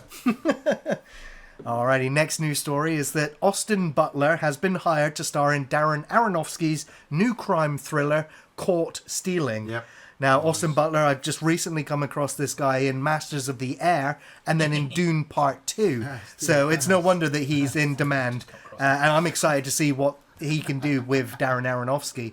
The story will follow Hank Thompson, Austin Butler, a burned out former baseball player whose neighbor lands him with a cat and a whole world of trouble. And he's soon deep within the New York crime scene, running for his life and trying to figure out what he's truly gotten himself into. So I'm like, well, this is, I guess, a more light-hearted film than Aronofsky's last. Well, who am I kidding? It's going to be bleak and depressing and absolutely a miserable time, isn't it? Yeah, well... But I really like Austin Butler. I think he's a really, really great actor. Obviously, I've only seen him in those 2 projects so far, but I think he has got a face and the talent and a voice that's going to carry him. You've seen him in like Doom 2, right? He's in Yeah, Doom. yeah. Yeah. Yeah, he was the bad guy as He's well. going to in be that one, in. He's in that new biker one with Tom Hardy as well. That's coming out soon. Nice. So I'm sure yeah. he'll be doing interviews, talking completely fucking different again, telling everyone that he's got a new accent or something. He's a weird dude. I don't know. I haven't seen him outside of any of his roles yet, but I just he's very impressive. Watch post Elvis interviews. He's Okay. a strange dude. Okay. Speaking of strange dudes, I can't Christian wait for Bale this. I can't fucking wait for this. is going to be playing Frankenstein's monster Yes. in director Maggie Gyllenhaal's The Bride. Okay, Maggie Gyllenhaal's making a film now, is she? This is not her first film either, yeah. Oh, is it? The story will be set in They've 1930s worked together Chicago before. as Frankenstein asks Dr. Euphronius to help create a companion. They give life to a murdered woman as the bride, sparking romance, police interest, and radical social change. Also starring Jessie Buckley and Annette Bening, along with Penelope Cruz and Peter Sarsgaard. So, I'm in. Frankenstein story with Christian Bale. Okay, I'll give it a go. Hell yeah. Did you know that Quentin Tarantino is only going to make 10 movies and he's just scrapped his 10th movie? I Again? heard this. Yeah, They the movie dropped critic, he has cancelled it according Fucking to someone leaked Deadline. the script again? Is that what happened again? He's changed his mind and he's now going to develop something else. This we just heard that Brad Pitt was signed on to star in it. And Brad's like, well, I got clean schedule's clean now. I'll go do something else. So yeah, I mean, I don't know whether it was a script leak. I don't think so. I think he was just unhappy with the direction. I think he wants to make it something really special, and it's not. Look, he's earned the trust. Exactly. You know what I mean? Yeah. It's just it comes as a surprise, really. Yeah. Yeah, I was really surprised when I read that he'd scrapped it. But then at the same time, I thought, well, after 9 movies, he wants his 10th to be perfect because he's got such hype behind it now that it's going to be his last. Yeah. He wants it to be absolutely amazing. And then you imagine he's probably his own worst critic. He probably fucking absolutely loves every shot that he wants to do and wants them. Like any director that that he probably even watched, like the Kubricks and the fucking Orson Welles and all that kind of shit. He wants to make it like a 4.5 hour long fucking production, and the cinema's just like, no, you can't do it in 2 parts. I don't think he gives a hell what the cinema thinks. Well, No, yeah, I was going to say. no, he probably does, and he doesn't, Absolutely. and he did. Just And, fuck you but attitude, that's which what- I love. That's Yeah. why he's happy to He's go. earned it. You know what? Scrap it. Go do something again. It's like listening to Dr. Dre say, "Oh, I'm going to make another album," and then he doesn't release anything for like 15 years because he's just working on. Buy it these constantly. headphones. Either which way, we know Tarantino will still make a 10th movie. Yeah. It's just not going to be the critic. Oh, this next one I'm really interested in. The Running Man. We're getting another remake, but it's coming from Edgar Wright. Yes. And the only news update on this so far is that he has just hired Glenn Powell to be the star of the film. So yeah, this was first adapted in 1987 with the Arnold Schwarzenegger in the lead. Vastly different from the source material, but an absolute cult classic. I was saying for years they could have adapted this into a Netflix TV show for Yeah. like 3 seasons, well easy. Because the idea is, in the original book, it's Yeah, and then I like wouldn't have had to watch Squid Game. We could have watched that. Oh yeah, totally. Fucking well. It's like a dystopian kind of governmental controlled fucking future, Yeah. and you send your the youngest, most healthiest people in your family to go and do this really long run, and while they're running they get sponsored and people can get food supplies. And they and don't all even that need to stuff like that. run, do they? It's just they've just got to get to the finish line. Yeah, they don't have to really run. Yeah. They just got to keep walking, but it's a heck of a long distance. Yeah. They can't get any help or supplies. And I, like, when I first wikied it, I loved the idea, because I was imagining it in my head how they would film it. You just have the camera following these people constantly along this stretch of road, because it's like certain sections, if anybody starts dropping behind or they don't make certain checkpoints, guards there just to walk Take them them off out. and Yeah. blam. Yeah. You know, it's like Death Race 2000, but Running Man. Yeah. Yeah, so hopefully they adapt it well. I'm looking for. I mean, it's Edgar Wright in behind it, so I'm at safe hands. I think. Yeah. Now here's a news story that made me go, really? Margot Robbie is now working on a Sims film and a Monopoly movie. Do not pass go. Do not collect $200. Like, really, Lionsgate? At this point, they're just walking into a fucking Toys R Us with a thing of darts and going, that one? Yeah. That one? Margot Robbie. Fuck it, just bring it back. Margot Robbie is an Etch-a-Sketch. And she's going to Etch-a-Sketch this year like you have an Etch-a-Sketch. Fuck. Margot Robbie is in Snakes and It's Ladders. like, Margot, what contract did you sign that's now gonna... I don't know. Yeah, just as soon as if she ever wants to do a film like with Twister, I'm in. Fucking... Now, Lionsgate haven't confirmed who's actually been hired to make these projects yet, but apparently it's been floating around for years. The Monopoly movie, and particularly with Ridley Scott, who was originally going to make a Monopoly movie before he went, you know what? Nah. Oh my god. That just now every article you've ever read where it's like, Ridley, when are you gonna make another Alien movie? He's like, I'm working on a lot of other projects at the minute. You like, one of those was Monopoly, and that was holding up another Alien. You're like, he just took son of a bitch, you son of a bitch. He used all of the shoot stuff from Napoleon, and that was used for Monopoly. Now, the reason why Ridley Scott's Monopoly didn't go ahead was because he was working on it for 20th Century Fox when it got consumed by Disney. So that's why that kind of got shelved. But now, apparently, Monopoly is a top property for the company. And they know it's a game that's resonated with families the world over. So they're like, well, everyone knows the name of it, so the movie will cause more fucking arguments than literally yeah. religion. Like, no offense, this is 2024. Who the fuck still plays Monopoly? Everyone still plays Monopoly. Let's be honest. Mate, when was the last? I've got Monopoly. When was the last time you played it? Probably last year, to be honest. I guess, I mean, there's all the themed Monopolies now, like, isn't there? We don't like have a fucking weekly Monopoly night or anything, but you know. But that's what I'm saying. Same thing that we were saying about Neverending Story, with kids looking at it and going, "What's a book?" You're going to turn around to a kid and go, "You want to go to the cinema and watch the movie?"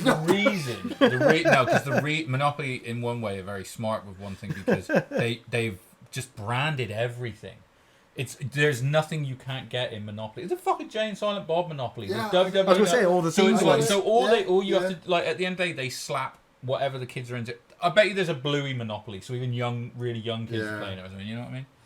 Alrighty, one last news story for you, and this one's really just an update, because we didn't know for a while if Dune Part 3 was going to be official, because Denis Villeneuve literally said that after Dune Part 2 he's got other projects he wants to work on. So, but the question kept getting asked, and he was like, well, I've got ideas, but I don't want to commit, I want to do this, but like all the pieces are in place, all of the actors are there, the sets, the costumes, the idea, and so he's like, yeah, okay, it's confirmed. I'm now doing Messiah, Dune Part 3. So, and it making a fucking mac ton of money, probably. Yeah, exactly. Yeah, he's not doing with it. Oh, he's not doing with it. Yep. He's not going to desert the project yet. It's too spicy. It's too spicy. All right, we got some trailers for you before we round out this section of the podcast with terrible puns. Yeah, what are we doing here? I don't know. What are we doing here? Maxine. The trailer for Maxine just dropped. I haven't watched the trailer yet, but I'm excited for this one. Mia Goth and Ty West, they're completing their X and Pearl trilogy now with an 80s slasher. This one's going to be releasing on the 5th of July in the US and the 9th of August in the UK. So I've avoided the trailer. I thought X was fine. I loved Pearl. Actually want to rewatch that one, and so I've stayed away from the trailer because it's an 80s slasher version, and that's my bag. Like, so I want to go in without any, no spoilers for this one. 100%.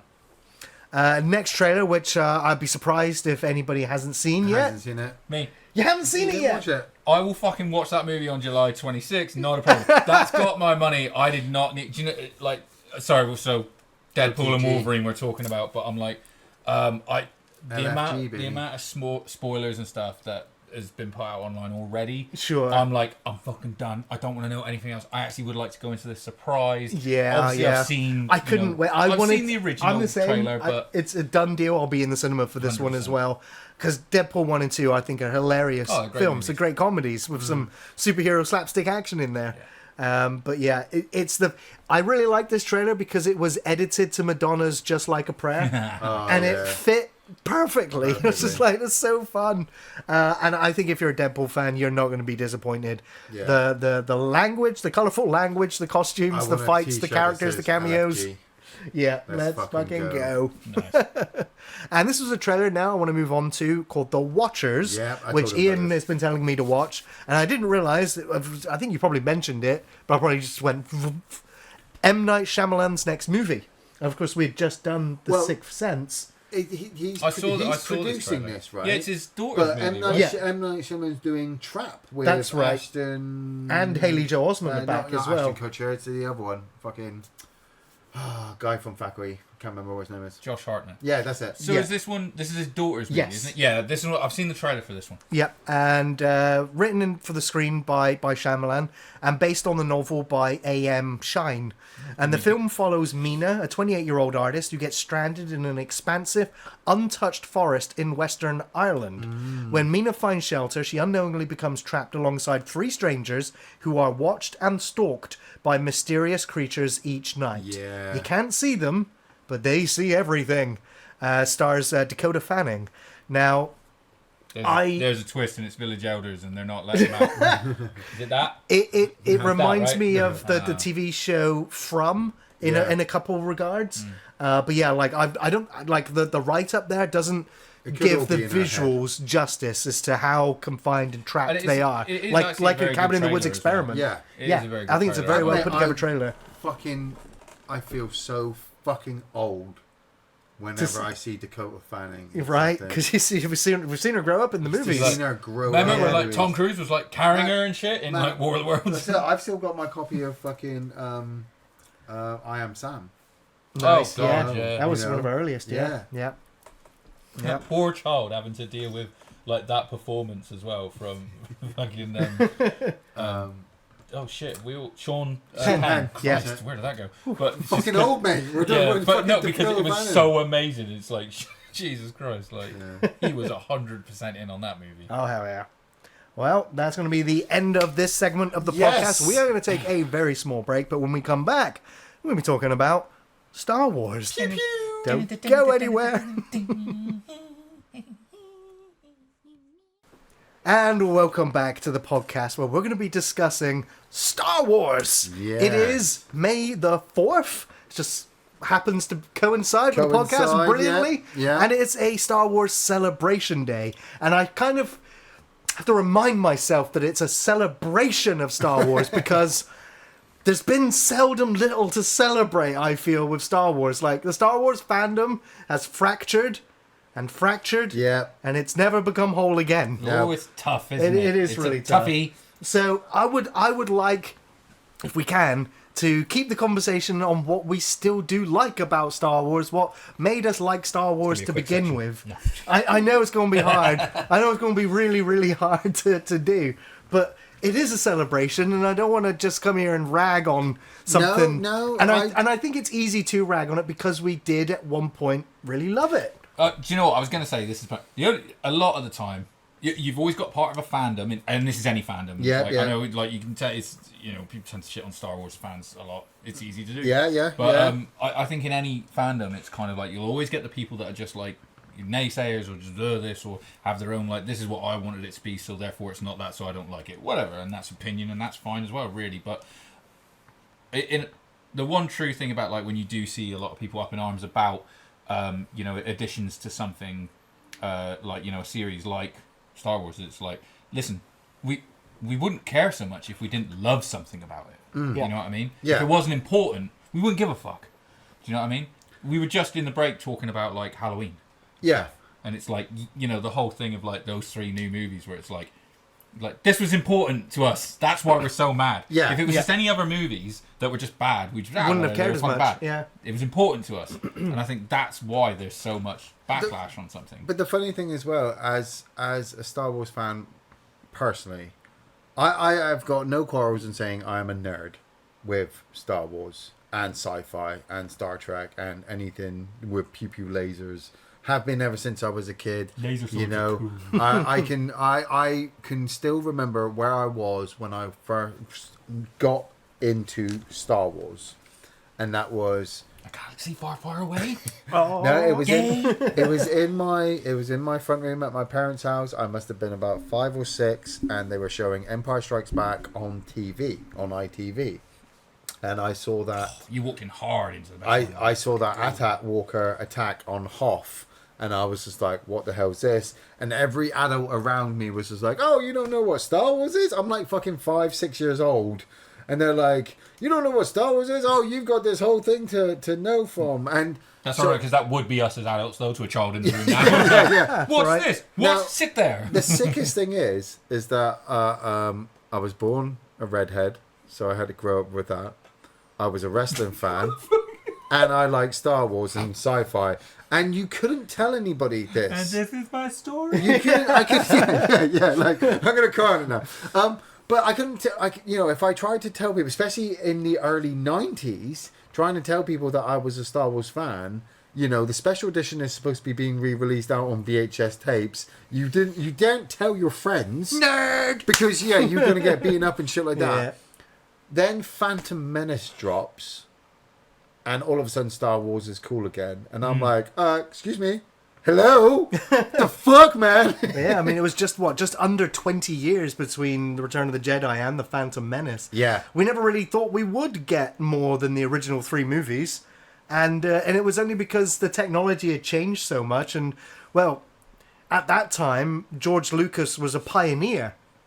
He was, he wanted... When he was making movies, the technology wasn't there that he wanted, so he made people make that technology so that he could do it. And he was the one who was like, digital cameras, digital effects, digital this. And the Hollywood system were just like, no, George, no, you can't be doing this. It was too much change. It's radical change. Radical, But you look at the film industry today, and it's all changed. Not just because of Star Wars, but because of George Lucas and Lucasfilm, LucasArts, and the technologies that they created and pioneered and helped shape cinema. Yeah. Going all the way back from the 70s to what they did in the late 90s to the early 2000s with CGI and green screen. And then it's just seamless, mostly seamless now when there's a lot of money and time and care put into that CGI craft. It was immediately in the 70s copied.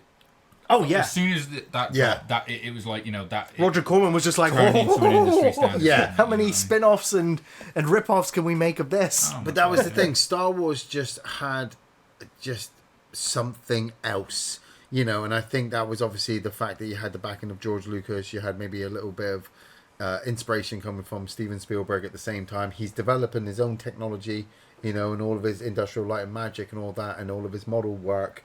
I recently went and watched New Hope on the big screen for the first time for myself. And I was alone while I was watching it. And it was probably one of the best cinematic experiences I'll ever have in my lifetime again. I could watch Star Wars again on the big screen, any of them again, 50 million times after that. But watching that first one, my God, it was like I was a child again. Watching like the TIE fighters fly around and seeing how kind of static they are because of the model work or the picturing, they can't move, but the action, the music, everything is kicking in. The Family Guy, it's like, oh, he's listing lazily to the left.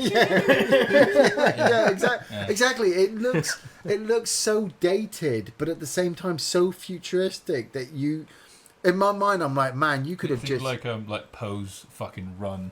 The bombing run, Yeah. I think is actually in Last Jedi. Sort of like that opening scene. It was like fucking screams across the fucking dreadnought. It's like pulls a fucking handbrake. It was like, wow, we really have come a long way. We've really come a long way. Yeah. Yeah. I think for the start, I guess we're talking about our introductions in Star Wars as well. Is like, for me, it was I loved when I was a kid. The thing that got me into science fiction was I used to watch these like black and white episodes of like Flash Gordon from yeah. like the 50s or something in the mornings, like, you know, Saturday mornings. That's and stuff. the inspiration with and strings. part of. So Yeah. I'd watch that. Absolutely, it is. And again, yeah, I mean, you are literally talking like Rocket on a string, like, you know. Oh, yeah. But it's like basically all the animation in Fallout, isn't it? That's where that comes from. But so for me, when I watched Star Wars, and it was New Hope, I did get to watch the first one, episode 4 first. I was like, wait, they make this full length now? Do you know what I mean? I think it was actually the first full length true science fiction movie that I'd ever seen at that point, because I really can't think. It was at least the one that, you know, obviously grabbed me.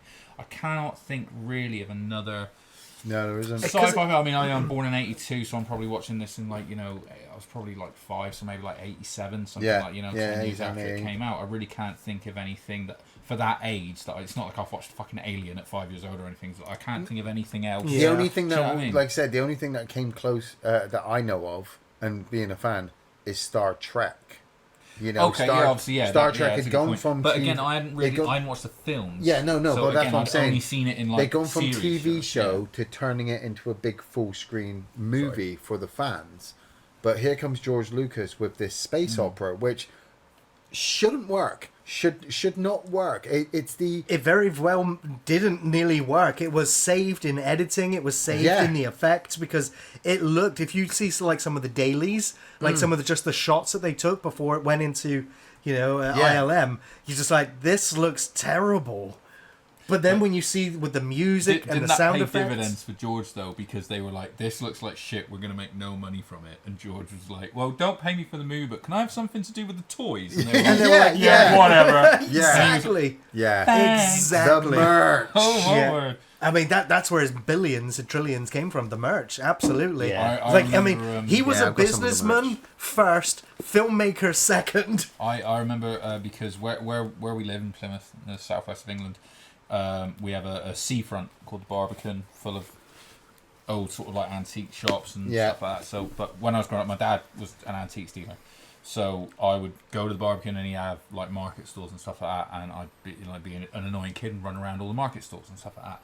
There was a dude there that sold all of the Star Wars toys. Yeah. And it cracks me up now, and obviously, like, you know, but when I was a kid, I was like, he wouldn't let me play with any of the toys because he was like, no, fucking get away from my store, kid. You know, so like, no, you can't play with these. And he'd give me little bits of flavor, but I was like, yeah, but you got Han and Chewie and Luke up there. And he's like, and unless you got some money, that's where they're staying. They're still in their packets. Obviously, I had no idea. Yeah. What I should have been doing back then was like, Dad, buy me those. But don't give them to me. Like, until I'm 21 and need to buy a house.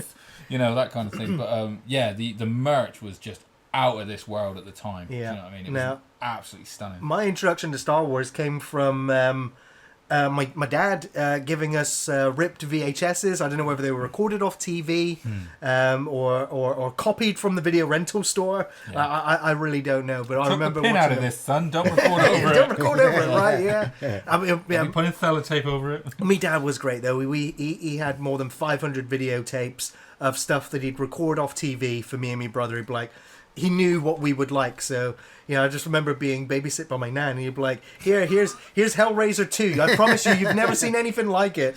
You know? Your dad now sounds like a fucking horror movie character. It's like, if anyone now that you know that's got 500 blank videotapes, like, dude, don't watch those fucking tapes. But that was my introduction to Star Wars, and I enjoyed them. But I didn't love them like my brother did. My brother was the one who watched them on repeat over and over. But I guess I was more into Star Trek at that point. I liked Star Wars. Would you say you were forced to watch them? Not really. Nice pun though. But no, I was never felt forced to watch them. I felt forced to watch the latter Star Wars stuff. I've kind of forced myself to see it through. Yeah. But yeah, I never really loved the movies like that. And then we ended up having to watch Star Wars A New Hope in school in media and then in film class. I did too, and it was like breaking down like the iconography, like how come like the villain, he's Darth Vader, wears black, so you identify. But all stormtroopers are wearing white, so we're like, well, that's confusing. If they're villains, why aren't they all wearing black? You know, it's that kind of thing. Yeah. Because it's a very simple tale of good versus evil. Mm-hmm. But that's the thing about Star Wars, is it has that very simple layer, but it gets deeper the more you get into it. There's so many themes in there. But then my love for Star Wars came about when I got to see them, the special editions in the cinema. Me and my brother went and watched episode 4, 5, and 6, the special editions. Nice. And we loved all the special effects, and we got Jabba the Hutt's in there now. He Yeah, wasn't there right. before. Look at Yeah. all these stormtroopers Yeah. and these things. And then I didn't even, I wasn't that as much of a Star Wars fan that I didn't know that Han shot first. Like, when that scene played through, I was like, yeah, that's how I remember it. Yeah. And then, and then it got years later where people were like, nah, those re-releases, those special editions are terrible. We want the OG. And I'm like, well, what was wrong with them? They looked better than the rips that I had on VHS at the time. And then it was, the whole Han shot first thing, I think, it's really the stigma that has tarnished the entire special editions. I think so. Really? Yeah, because people stick their noses up at the special editions, and it's usually because Greedo shoots first. Well, yeah, but at the same time, Sorry. I owe everyone a cut. I mean, Yeah. like the original, obviously Star Wars. Yeah. I can't even remember the last time I saw them now. You won't. You ever- can. You I was gonna say, can't. pretty You can't difficult, unless you've got a DVD rip of the original VHS tape, which will obviously be shoddy anyway. Yeah, he fires. He shoots Greedo, but Greedo's still got his gun on Han, and he's willing on killing him anyway, and Han just doesn't want to get killed.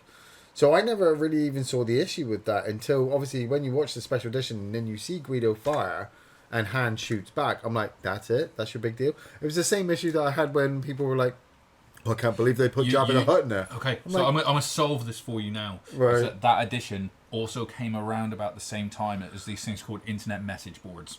Yep. And people needed something to argue about. Yeah. They still need it now. They still need it now. It's like we said, Star do. Wars is Weren't Star those, Wars has always been that things target great, though? for people Those, to argue. that video set, the three, like with the Darth Oh Vader. man, I so nice. I almost kept mine because you had the gold one, Yeah. and then you had the silver one. widescreen one. I Yeah. remember I bought the silver one first and had to take it back and get the proper gold one. Yeah. And then I had the gold one on VHS for so long, and then when we were doing the big clear out a couple of years ago, I was holding it in my hand, and I was overwhelmed with this idea of maybe I should just hold on. Maybe I've got them on DVD. They're available for streaming on Disney Plus. But maybe I should hold these VHS tapes just in case. Same as I do with my books. Yeah. I purposely had to go out and get these 3 annuals. At one time, I had that one, the Return of the Jedi one. Then I lost it, and then I managed to get the Star Wars one. And then I ended up losing that one. Then I found the Empire Strikes One and Return of the Jedi one at one point. They never leave Man, you a book. everything. Yeah, but the Like- thing was, I got at one time I'd been given these books by my family for Christmas. Yeah, Right. and they were kind of rare to get when my mum was buying them. And then I grew up, and people were like, "Oh, Star Wars is gay, and you shouldn't." Sorry, derogatory term, but. Star Wars isn't cool. But You shouldn't. that be was what involved we in it. were called and back then. that's what.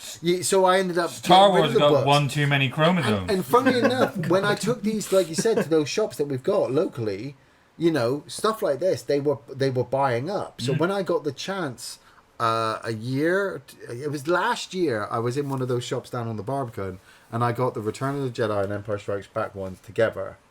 And I was just like, man, I just need the Star Wars one. Yeah. I went in 2 weeks later to the same shop. The guy had put it on his fucking shelf. Nice. And I was so happy. And I was like, do you recognise me? He went, didn't you buy the other two a couple of weeks ago? I was like, yes. So threatening. Like, do you recognise me? But that's the thing. If they never, You killed my if they get father. rid of the Prepare to streams, die. I have the films Yeah. in fucking comic book form. There's no hand shooting first. Jar Jar. You got to fucking buy Jar the Jar. special annual for that. Guido shoots. Guido shoots in this, and then Han shoots back. Yeah. But it for me, I mean, I don't want to go into the conversation too long, but it was a huge character moment for Han to shoot first. Yeah. To show what type of character he is. The fact that he shoots second as a retaliation, it diminishes his character somewhat. It's not the hard or the rough You got to have a good guy. rogue. Yeah. I mean, Yeah. but Gotta be a hero. But he is still a hero. I mean, he's sat at gunpoint. The Greedo's got the gun on him the entire conversation, so he's threatened by his life is threatened. Yeah. So the fact that he shoots first, I was like, that was cool. So I understand, the whole thing behind it, but yeah, for me, I think that's what did tarnish. And now, granted, the CGI of Jabba, hand stepping on his tail, I know it was incomplete. But it was. I'm still waiting for like the special edition of Rogue One when he shoots mate in the alley in the back, but you have him just randomly firing at him. But it's cool. It was, even though obviously I'd missed Star Wars. I was born 83. So I'd missed seeing Star Wars in the cinema. So when they released the special editions and got to see them in the cinema, that was my first time seeing Star Wars in the cinema. Being sat with my brother, who was bigger fan of it than I was. Yeah. I was like, this is something special. Like the moment the music hits and the text crawl goes up, and then the Star Destroyer shooting at this other ship. It's like, and then random people running around, these two strange droids, not robots, but droids. And I was like, I'd never seen anything like it. It was just the concept and the ideas with this grand epic score. Then the scale of everything was just huge. And I was like, this is looking at it now, it's like a master storyteller telling a fairy tale in a sci-fi world that's appealing to almost every generation. And it's no wonder that it's kind of it's huge as that it opening became. note will still get me every time I go to the cinema. Even That when one, I do feel like we've got Star Wars is kind of like the MCU at this point, where it's kind of like a huge expanded universe. You're like, well, no, I mean from a quality point of view, I guess it's like the MCU to me, where you're kind of like, you watch a film and sometimes you're like, oh, that was one of the good ones, and then sometimes you watch a film like, that one sucked.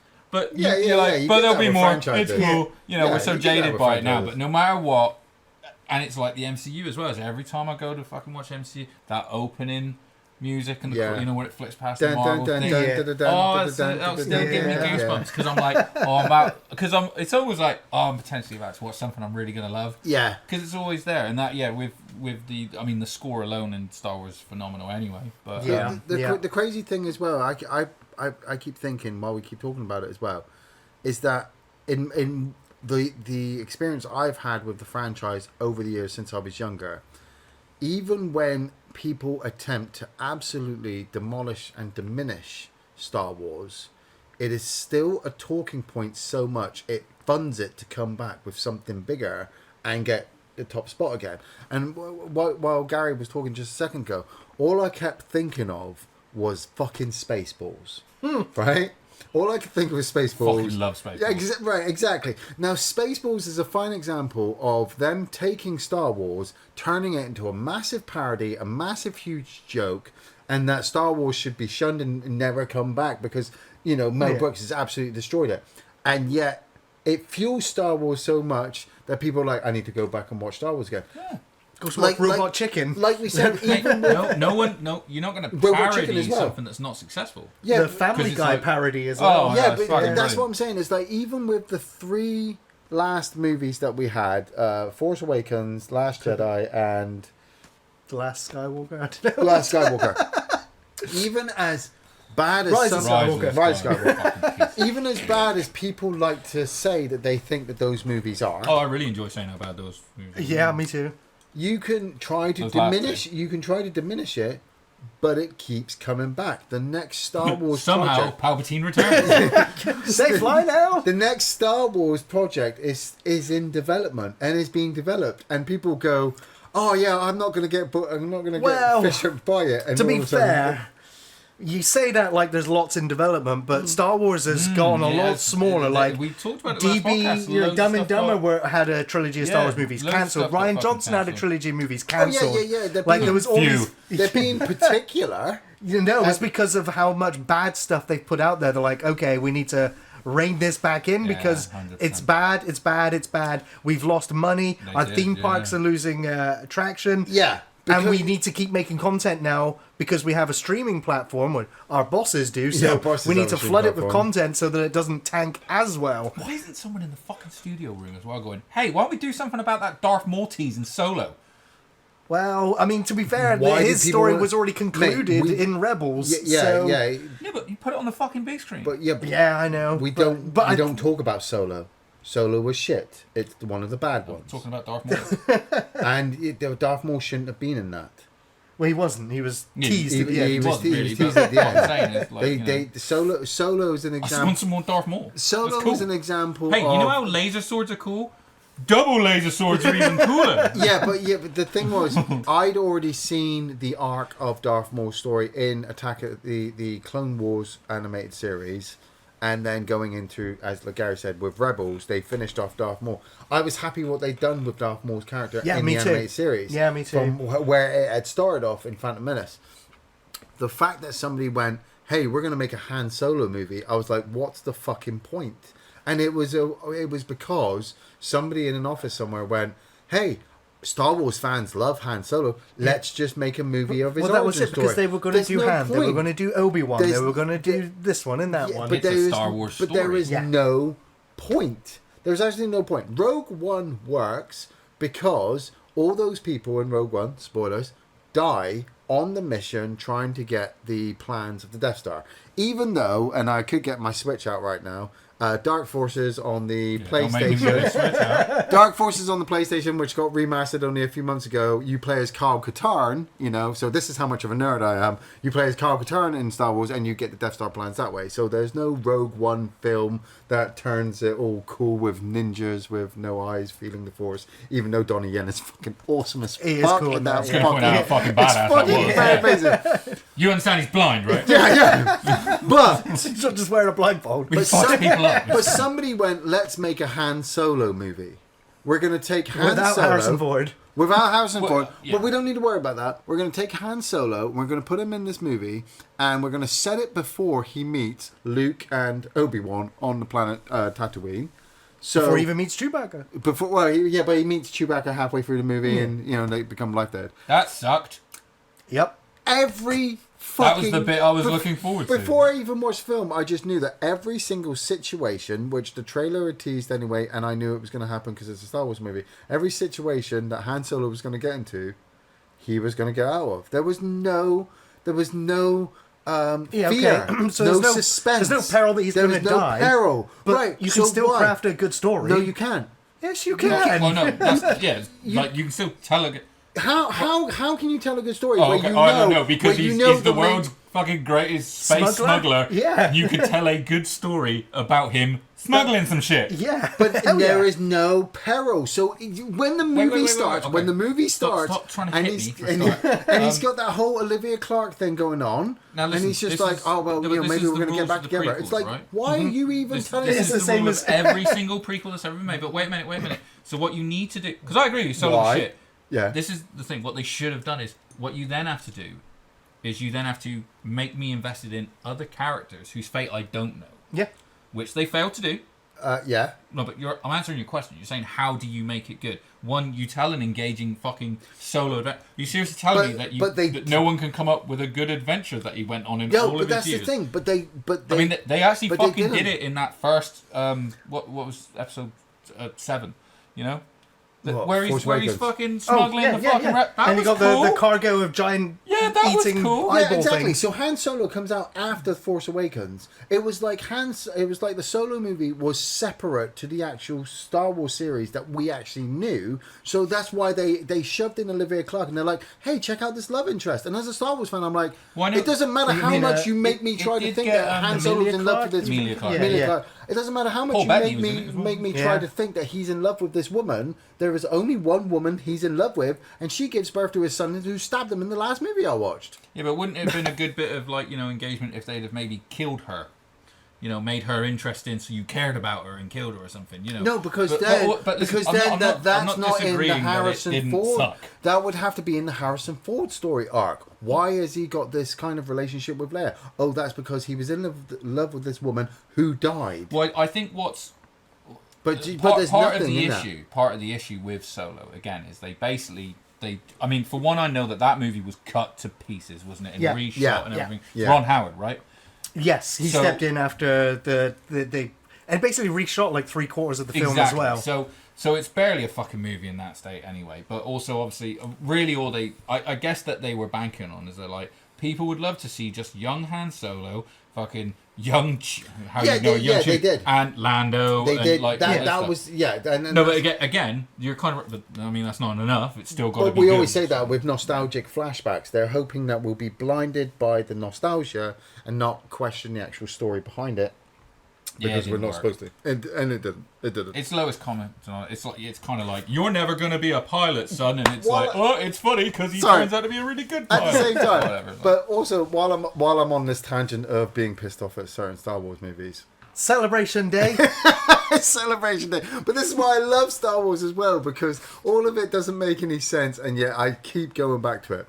Attack of the Clones. Oh, God. Right now, Phantom Menace had been difficult to get through, and at that period in 2000, if you had been there as a Star Wars fan, you daren't mention that you liked Phantom Menace. You liked the pod I racing. was just confused. Jar Jar, fucking nerd. Jar Jar. So Is this a film about the Trade Senate? Dude, Attack of the Clones Also a is film. so fucking boring It is. as a movie that I can't remember anything about it really. I'm like, They No, introduced so the Clone Christopher Army. Lee is kind of. They introduced the Qui-Gon Clone was Army. great. Liam Qui-Gon Neeson and- as a Is Jedi Grievous was in that? Was perfect. Grievous dropping on that one? Grievous is Fucking hello there, briefly you in know. it, but he turns up more in number Yeah, 3. that's what I remember. But it was the fact that during Attack of the Clones, you have that moment where Anakin and Padme, who you've been following their love not the story, sand conversation. because it was supposed to be. This is supposed to be how Anakin and the children were made and whatnot. And it's the fact that he comes back to Padme and he's just like, I killed them all. I killed the men, the women, the children. He's just admitted to her that he's The younglings? He's absolutely just massacred this tribe of Tusken Raiders with like he hasn't stopped because they killed his mum. You know, that's supposed to be what you feel. And the first time you watch Attack of the Clones, you're like, yeah, Anakin murdered those Tusken Raiders. How dare they kidnap and torture and possibly rape and molest your mum and have her die and all that kind of stuff. That's In what that pushes order? you to the dark side. But it's also Adam first. it's also after you've watched it a number of times that you realise Padme just does not tell anybody. What, that he's done that? Yeah, she doesn't mention it. Because I think that she gave as many fucks as we did in that movie. But you'd think she should. She'd be like, what do you mean you killed children? Dude, I can't. Why is honestly, that I okay? can remember fuck all from it. And I've tried. You know, there's points where I'll go like, I'm gonna rewatch the fucking saga, all 9 movies. And It is a saga. I It is a get saga. fucking like X amount of minutes into Attack of the Clones, and I'm just like, oh fuck this. I just fucking skip it. It's I skip terrible. Solo. I don't bother with Solo. But hey, anyway, I'm gonna bring us on to a more fucking celebratory Please note of do. talking about the stuff we do like. What? Yes. Okay then. You know, Yeah. Solo did suck though, didn't it? All right, well, just before we move on, what was the worst Star Wars Oh, I movie? did Ian? not see that. Solo. Solo, Andy. Like, is there another? Yeah. Well, What? yes, there is another. Yeah. What's worse than Solo? You know what's funny? No, seriously, I think Last Jedi might be worse because it's I more agree. damaging I agree. to the story. For I remember going, you know, finished watching fucking episode 7. I was Yeah. like, don't get me wrong, Force Awakens is kind of like they basically redid New Hope. I'm cool with that. We haven't seen Star Wars in ages. Yeah, Again, almost Slap me in 20 the years face again. with a bit of Yeah. fucking nostalgia. I enjoyed that. I'm cool with this. Fine. I was like, all right, I'm excited to see what we do with these characters. Blah blah blah blah. It was such a 7 out of 10 fine movie that I enjoyed more because it was wrapped up in What, Force Star Awakens Wars. or Last Jedi? Force Awakens. right, yeah. It was serviceable. No, I'm Serviceable. not getting to a 7 with the Last thing Jedi. is, the more But- oh god, I want to so- go into it because but the here's- more I go into the Force Awakens, the more it still undoes everything. But here's the thing: is sort of like, But not to the Let the hate Not to flow. the level. Let it I'm flow. sat in that fucking movie theater. I'm watching Last Jedi. Man, we start we fucking left Yeah. that last movie with fucking Ray's Luke, hand and the yeah. lightsaber to Luke. It's like the Macho Man Hulk fucking handshake. Here it comes, and then he fucking throws it away. He just Like throws that it whole away. movie went nothing. It meant And nothing. I audibly went "fuck you" in the middle of the cinema. yeah. Man, I you was got to that bit. Instantly out of the fucking movie. I man. was pissed because we went to watch it in the cinema, and it starts with the attack on the rebel base, and you have the dreadnought. Yeah. Oh, amazing to look at. Brilliant special effects. That's a great scene. Aid It's Edmondson's in that no, scene. it's not great. Aid Edmondson is in it. It's not a great sequence, and it's not a great sequence because Poe Dameron, the main guy, flies up in his X-Wing right in front of an Imperial ship and delivers this 5-minute fucking message, and they don't deploy TIE fighters once. I was in the cinema deploy fighters now! So here's the funny thing is, like, as much as when I say it's a great scene, I'm talking about the action in it is amazing. Yeah. But the visuals. I remember as well, during that whole thing, the crowd's kind of laughing, and I'm like, is this what we're doing? We do it? Is it comedy? Yeah, it's comedy. Like, it really took the me out tone of it. should have been pretty severe and bleak at this point. What's the rebel really funny is, like, about to be wiped minutes out. later, it's like a lot of people die. Yeah. You know, after Poe's had his little fucking chuckle fest, you know, because I mean, they fuck Poe completely in those movies. Man, yes, they do. Like, because they turn him into a dickhead. I won't even go. They fucked up I will massively. not even go into fucking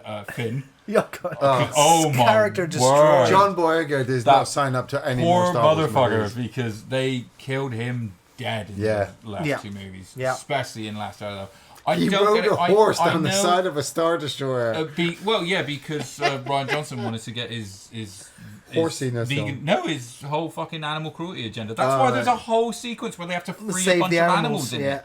Wait, animal cruelty, but they're getting blasted off the side of a Star Destroyer. No, but they had to. Yeah, but he had to do that whole scene, didn't he? Where they went to that planet where they do all the arms. I get that. The But then you watch the horses get blasted off the side of the Star Destroyer. Yeah, because that's what you do, isn't it? If you're okay. Animal rights protesters, what do you do? You show pictures of fucking dying animals in your face. So this is bad. Oh yeah. It really, and that's why, to me, as much as sort of you could probably say objectively, like, Solo's a worse movie because it's so fucking disjointed and everything like that. But yet, what Last Jedi does, what it fucking did, it's Dark Fate, man. It's that. Mate, you know what? I will allow you to have Last Jedi as it. Nice, no, because I do think Last Jedi is pretty bad, but there are just a couple of visual sequences in that movie that I'm like, man, that makes Solo just look piss poor. And it's that sequence, I know it's bad, and I know that they directed him wrong, and I know Mark Hamill regrets ever being even close to that fucking movie for his presentation, but when he stood outside in front of that base and those fucking walkers have just decimated all those shitty little flying things. They were just fucking pointless. After he's done his Just for Men. Yeah. I loved shoe polish in his that fucking sequence when they just opened fire on it. I mean, it played out well in Star Wars Battlefront. The problem with it is that Han Solo didn't get a game. Showing fucking, like, you know, Kylo Ren, who I really dug in that first movie. Yeah, turned great into new the villain. most emo bitch in the galaxy. Yeah. Like, oh my god. Alright, I'll try to say something positive. The scene in the throne room where they fight and they're back to back and they're fighting the knights. What was the point of Snoke? Absolutely, that's the thing. It's like, as good as, again, the action was really good, but I was just like, when they kill Snoke, I was like, that done then, is it?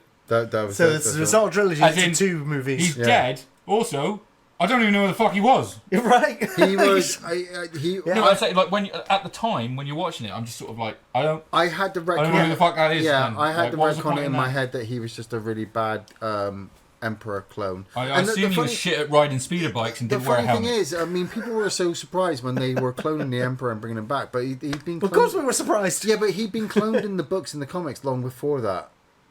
You know, like, I've got books at home. Oh, but again, so I'm sorry, I've not read the books. To me, watching it, again, when you're making a film, you have to talk to that audience, okay? I'm going to go and buy a ticket and go watch a movie. I shouldn't have to have fucking read a shelf of books to understand basic premises. No, like, I get that. Who the fuck is that? Yeah. And I also will argue that I think the Star Wars trilogy, the newest Star Wars trilogy, came out at a time where the world was going through some major changes and Star Wars didn't fit anymore.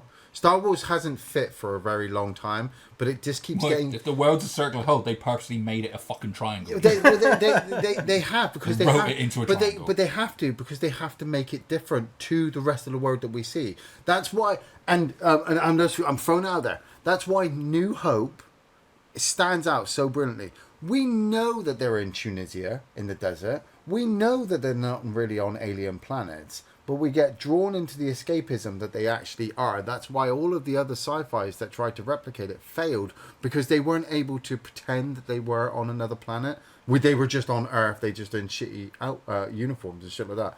Star Wars is Making expanded. me think of that meme where it's sort of like, due to budget constrictions, most of Star Wars wasn't actually filmed in space. Star Wars should never have lasted past the Christmas special. It shouldn't have done. But it did. Well, it tried to put a fucking bullet in the franchise for that. Yeah. It managed And then to, the Ewok movies. and then the Earth Ewok Day. movies. Was it Love Day? Life Day? Whatever the Life fuck Day, it You know, was. it Life managed Day. to survive. That's on the special, isn't It it? managed Yeah. to survive on the fandom alone, and so when they try to do new things, the fandom comes back and goes, no, we won't allow that. You don't get to do. You do. Same with the special. Like I said, the special. Sorry. Same with the special edition. We won't allow you to have Han Solo shoot first when we know that Greedo didn't fire at all. You can't change the story. We are the fan base.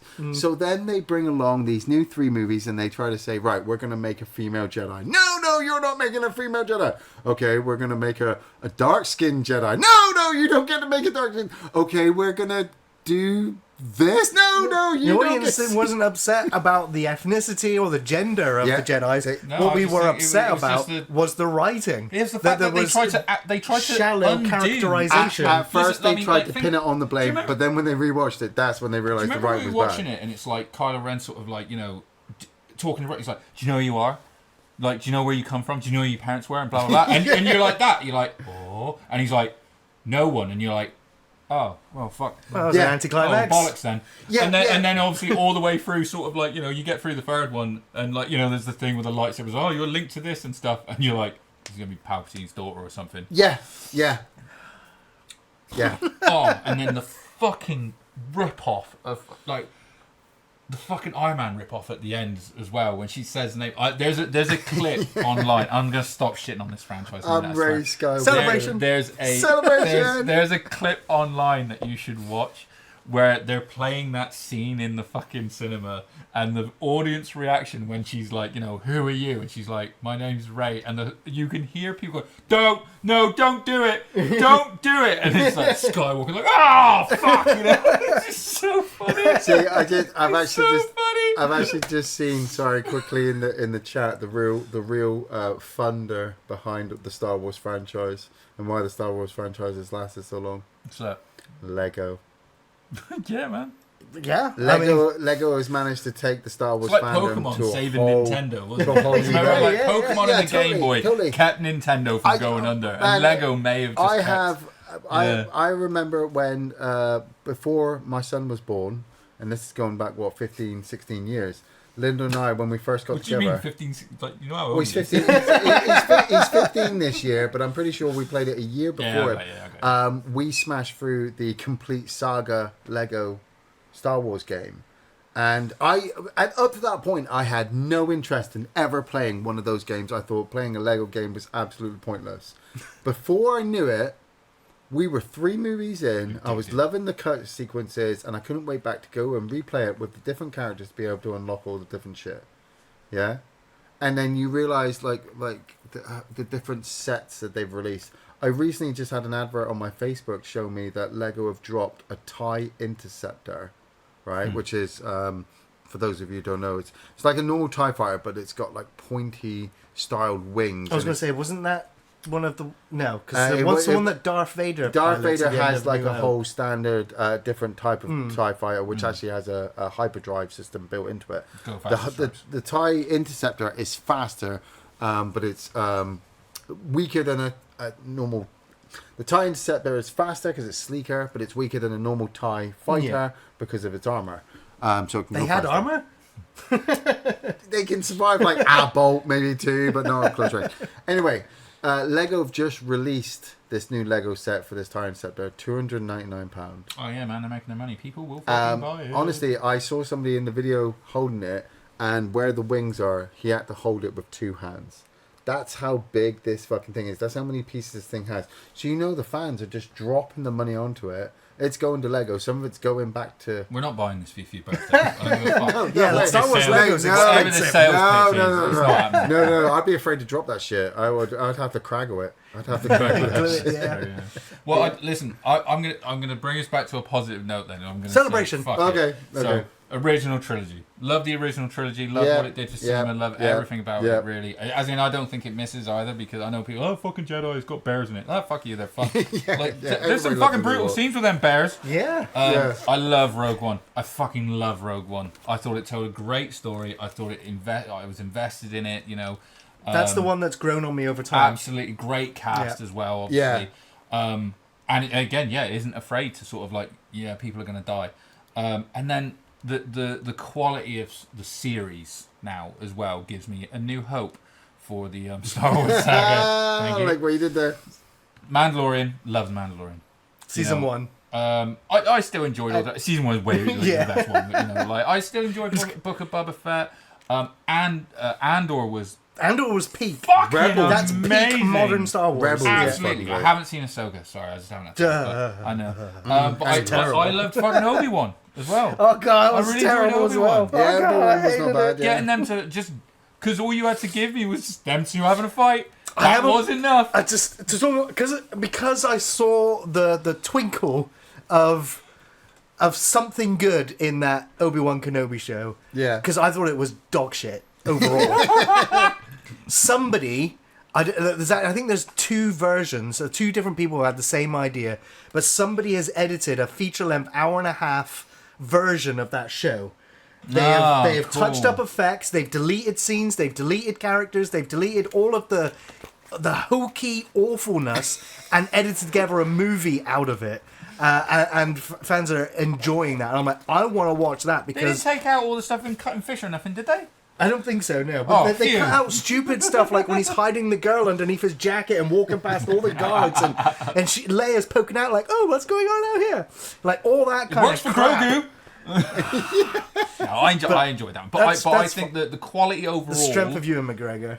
The quality overall of the series of Star Wars really does, like, I'm like, oh, they can still do this. Yeah. And it's always all about the storytelling, and it's always all about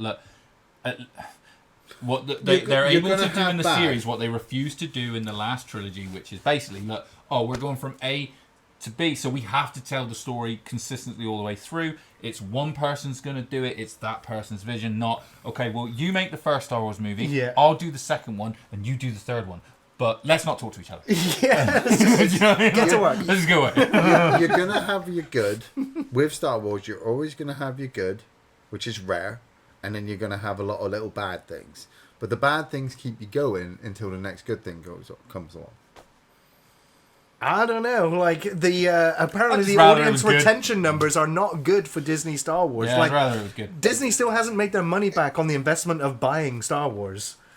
Financially, it hasn't worked out for them yet. They might not, but they might also. They might I hit think something. eventually- I think they will. Mostly because of, like you said, Lego. They'll do it. They'll And get it somehow. They'll get it somehow. You look at all the video games that have come out since Star Wars has dropped. You There's know? not been actually that many. Fucking Force So Unleashed. in the modern era. Oh, I love Force Unleashed. Modern era. That's no. because EA But- had the license and refused to make much. Yeah, but like I said, like I was there with the Super Star Wars trilogy on the Super NES, and I was just like, how? That was a different time. How is Star Wars still going when nobody I know is playing the Super Star Wars trilogy? They're playing Mario, they're playing Sonic, and yet Star Wars has pretty much outlasted both those characters to a point. You know, where Mario has had to... Mario and Sonic, they're still going strong as Dude, ever. I literally just bought Jessica the new Sonic- Mario for Christmas. Yeah. but Knuckles is the most fucking watched Paramount show ever, apparently. Sonic's had to develop outside of games to do something to keep itself relevant. Mario's had to do the same thing. And how many times do people go, well, Mario is just a Nintendo product? Star Wars is on everything Anytime they're asked. and has been on everything, and maybe that's also Star Wars' problem, is that it's spread itself too thin, that it's concentrating in one department too much. Oh, dude, it's that MCU want again. to It's come law out. of diminishing returns. I 100% Yeah. agree. One thing, ironically, positive step is going, fucking scrap these movies. Let's bring it all back in. Let's get here. Question of- bring us home with things you love about Star Right, Wars. yeah. Celebration! Yeah. Celebration! I made a small list of the things that I love most about Star Wars. Fucking me. I know. You are. I'm so Bring old the and rest of us cynical down. about all of it. But one thing that's off my list, and just carrying on the tangent of Ian talking about games, is Knights of the Old Republic 1 and 2. Yes. Absolutely rekindled into a bonfire of Wow. my love back for Star Wars. Because I was done with Star Wars, but those games went, this is a whole new era of Star Wars I know nothing about. And it was Absolutely bloody great. I keep getting tempted to buy the remaster for the Switch just so that I can play. 100% you should do it. 100% you should do it. David, don't say that because I've got too many games. Okay. And here's reason number one why I still love Star Wars: lightsabers. The look and the sound of them. It took swordplay to a whole new level. They are absolutely iconic. Maybe the most iconic weapon in the whole of cinema as a prop. It's absolutely amazing. Yeah. The droids, the robots, Adorable. the designs, the sounds, the way they move, and they all serve different purposes. There's a myriad of different functions and different droids. Mainly my favourite droid, going back to Knights of the Old Republic, HK-47, the assassin droid that was constructed by the Dark Lord Darth Revan. Absolutely wonderful, all those droids. And so, yeah. I mean, R2-D2 and C-3PO are probably the most iconic robots in cinema again. Oh, totally. Really yeah, are. definitely. Reason number 3, the galaxy. Far, far away. It's cool. It's got so many interesting planets and aliens and cultures, and there's so much lore in both Star Wars canon and in the Legends canon of Star Wars. It's so condensed. Like, you can get the galaxy map and just see all the planets where they are in relation to each other, and it's just incredible that they all have so much history and lore. Like I just said, it's incredible. Yeah. My number 4 is John Williams' epic score. March of the Resistance, the Imperial March, Yoda's theme, the main title theme, the Duel of the Frickin' Fates, and of course the Force theme itself. Star Wars was elevated by John Williams' score to such a degree that it's some of his best work, and it's some of his most, again, I use the word iconic, some of his most iconic work. That you hear a single note of Star Wars, you hear a note of John Williams, you know which Star Wars scene you turn into or moment it's from. Leo from the meme, like. Yeah, that. Absolutely brilliant. And my fifth favourite thing about Star Wars is the spaceships. The look and the design and the weapons and the sound effects. The Millennium Falcon, TIE Fighters, Imperial Star Destroyers, the Ebon Hawk, the Death Star itself, and of course the X-Wings. It's just the sound effects, the way they look, the way they move. The suits that the pilots wear, it's, again, using the word iconic a lot, but it just is. I love how so many of them look like they were put together in a junkyard as well. Yeah. Especially the ones from Mandalorian, where that is in fact what happened. Yeah, right. Do you know what I mean? Like, some of them do literally sort of like, it's like, how the fuck is that in space? Right? Crazy. Yeah, I love it. Yeah. And to also conclude, I want to say who my favourite characters of Star Wars are. Obi-Wan Kenobi, without a doubt, my favourite. Alec Guinness had the one film, and that was it. Then we had the prequels, and I was a big fan of Ewan McGregor. And I didn't really mind him too much in the first movie, or the second, or the third. But it was the Obi-Wan Kenobi character that was really developed in Star Wars, the Clone Wars animated cartoon, and Star Wars Rebels as well. Really, really enjoyed that character. And then that was why I was super excited for the Obi-Wan Kenobi show, which I just crapped on about 5 minutes ago. So that was a huge disappointment. But then, of course, Luke, Han, and Yoda, absolutely, for me, top tier Star Wars characters. And I just want to conclude by, I may have said this times before, but my favourite Star Wars scene ever, and this is why I was super excited that Dave Filoni was pretty much taking over Star Wars creative and story. Although my hopes have been squashed slightly after his recent outputs, but he was the one who directed and co-wrote alongside Henry Gilroy an episode of Star Wars Rebels. It was an episode called Twin Suns, and it aired on March 18th, 2017. And it was the 20th episode of the third season, and it marked the 14th and final time Darth Maul appeared in the cartoons. I just want to say that Darth Maul was also voiced by Sam Witwer, huge fan of from Battlestar Galactica, and he had was it Starkiller he played in the games? He's so fucking awesome. When you see in interviews with him, he's great. He's so fucking passionate about the projects he's worked on in Star Wars. He may be the world's biggest Star Wars fan. Because like, and I love it when you see you'll see him at things like conventions, and he's so into it. Yeah. And I love it when you see people getting to interact with someone they're a fan of, and then that don't meet your heroes, and then you see someone like that. Yeah.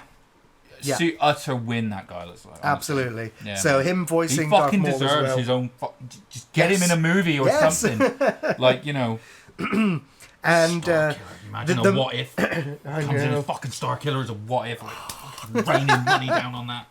So yeah, my favorite scene in Star Wars from that episode. Sorry, spoilers. It's a while ago now, but it's the final clash between Obi-Wan Kenobi and Darth Maul, and the fight lasts 3 strokes, about 4 seconds of screen time. The two of them face off with each other, and they, Darth Maul is bitter, he's angry, he's hollow.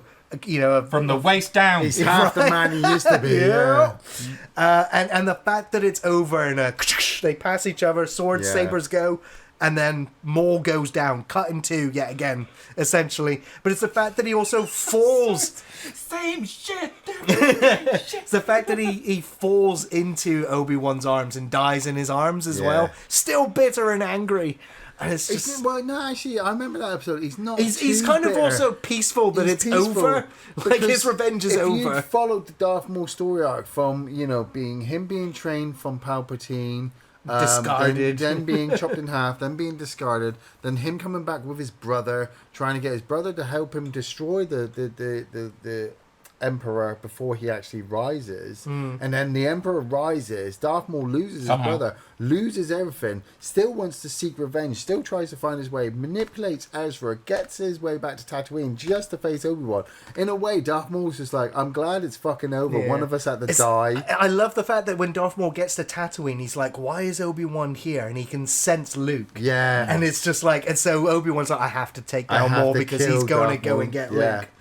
So he asked Obi-Wan if that's the chosen one, and I think Obi-Wan says yes, it is, and that's when Maul dies. It's just like, it's great moment. Such a great episode. I was like, and so my favorite Star Wars moment was in an animated form. Do you know one of my most hated Star Wars moments? Yep, we're back. Is when in Solo, Han walks up to that little compartment, and the guy goes, "What's your name?" And he goes, "My name's Han." And he goes, "What else?" And he goes, "I haven't got a last name." And he goes, "Oh, you're on your own, so we'll call you Han Solo."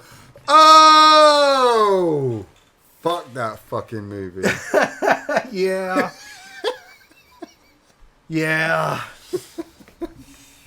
Celebration! Celebrate Star Wars! Come on! Woohoo! Andy, would you like to list some of your favourite things about Star Wars? Favourite scene? It's really difficult to not just...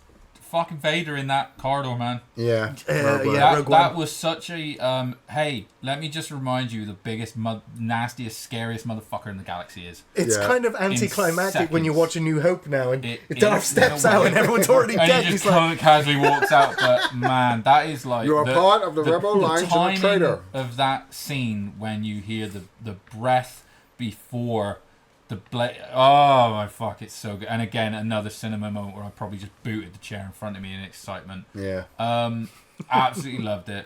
The dude, the double lightsaber with Duel of the Fates. Fucking popped me. Yeah, dude, because like I remember it's the real highlight. It was a real what the fuck? He's got two. Like, and again, I was fairly young then when I watched it, and I hadn't I hadn't really enjoyed the movie up to that point. I was kind of like, oh fuck, it's not as good as it.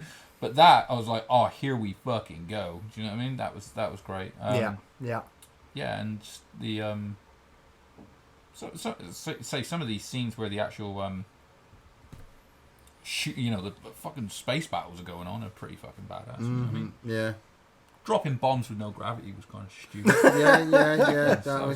That was a really well thought out scene. It looked good. That was fucking. But it didn't make a lick of sense. You know what I did love as well? Again, I'm going to go back to Rogue One. Is seeing the fucking AT-ATs in like a tropical setting. Yeah, instead of it's just because you've never seen them in that. Just kind see of them in before. Hoth. The moment you picture them, they're on Hoth. That was fucking cool. Yeah, man. Yeah, the I think Mahoy just said it in the chat. Sorry, the Death Star firing in Rogue One as well. Yeah, test firing. It was brutal. Just seeing that wave. Just use a quarter of the reactor. Okay. Boom. I go. Can't wait to see what that does. Even Full say power. in the newest trilogy, you know, when Starkiller fires and it takes out like 9 fucking planets or whatever. That's so fucking stupid. It makes no It's sense. so It makes so fucking no stupid. much It's sense. so fucking stupid. Oh god, I hate it so much. We need to hit that planet over there. Let's just wipe out this entire system. That's what pisses me off about what they did with Hux.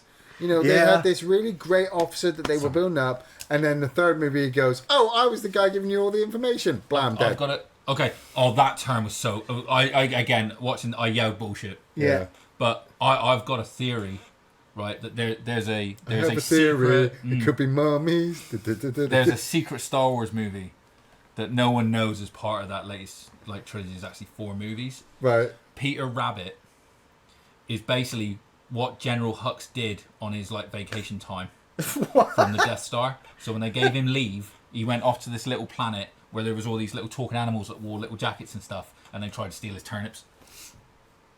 Yeah, just And leave, that's instantly better than anything in that fucking. just leave the crazy theory shit to me, man. You don't make it sound good. It's in there. I It's still in there. think Darth Jar Jar Binks was behind the Darth Jar Jar the Binks was rise of behind the whole the thing. New Order. Yeah, You still haven't found him yet. The true villain of Star Wars. he's behind the Palpatine Yeah, fucking. Me so sorry. Oh man. Oh dear. Ian, would you like to end with anything positive and celebrate Man, Star Wars Day? hey, you look at all my shit. I don't know if you're watching a YouTube video, but look at all my shit. I'm a fucking huge Star Wars nerd. While Gary was talking, I was playing Dark Forces on my Switch. I almost bought it for the PlayStation again because it's such a fucking cool Doom clone. I will eat everything that Star Wars throws at me, even if I think it's fucking stupid, like Solo, because then I can justify my arguments whenever I have it with people. As I've grown up, I am a Star Wars fan. All these people that come out of the woodwork now and watch one film and go, I didn't like that film. You can suck a dick.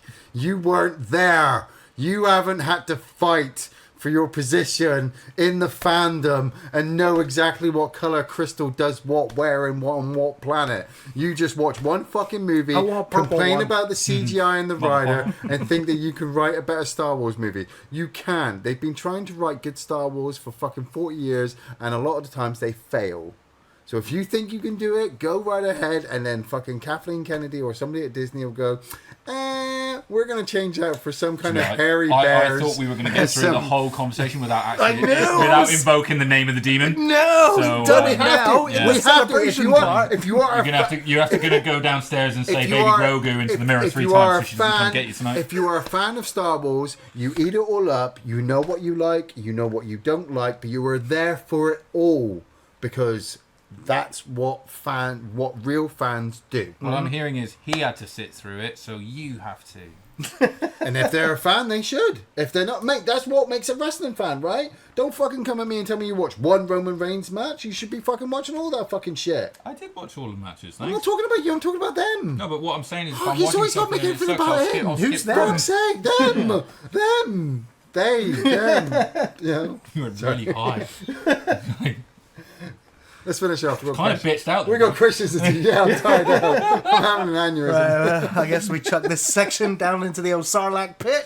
Leave it down there for a year or two. It'll come back in 25 years. Yeah, I'll come back 20 years. Yeah. Somehow. So, very With slow more digestion. with more ships. Yeah. Alrighty, well, we're going to take a small break, but when we come back, we will be answering your questions. Yeah. Don't go anywhere. Nice.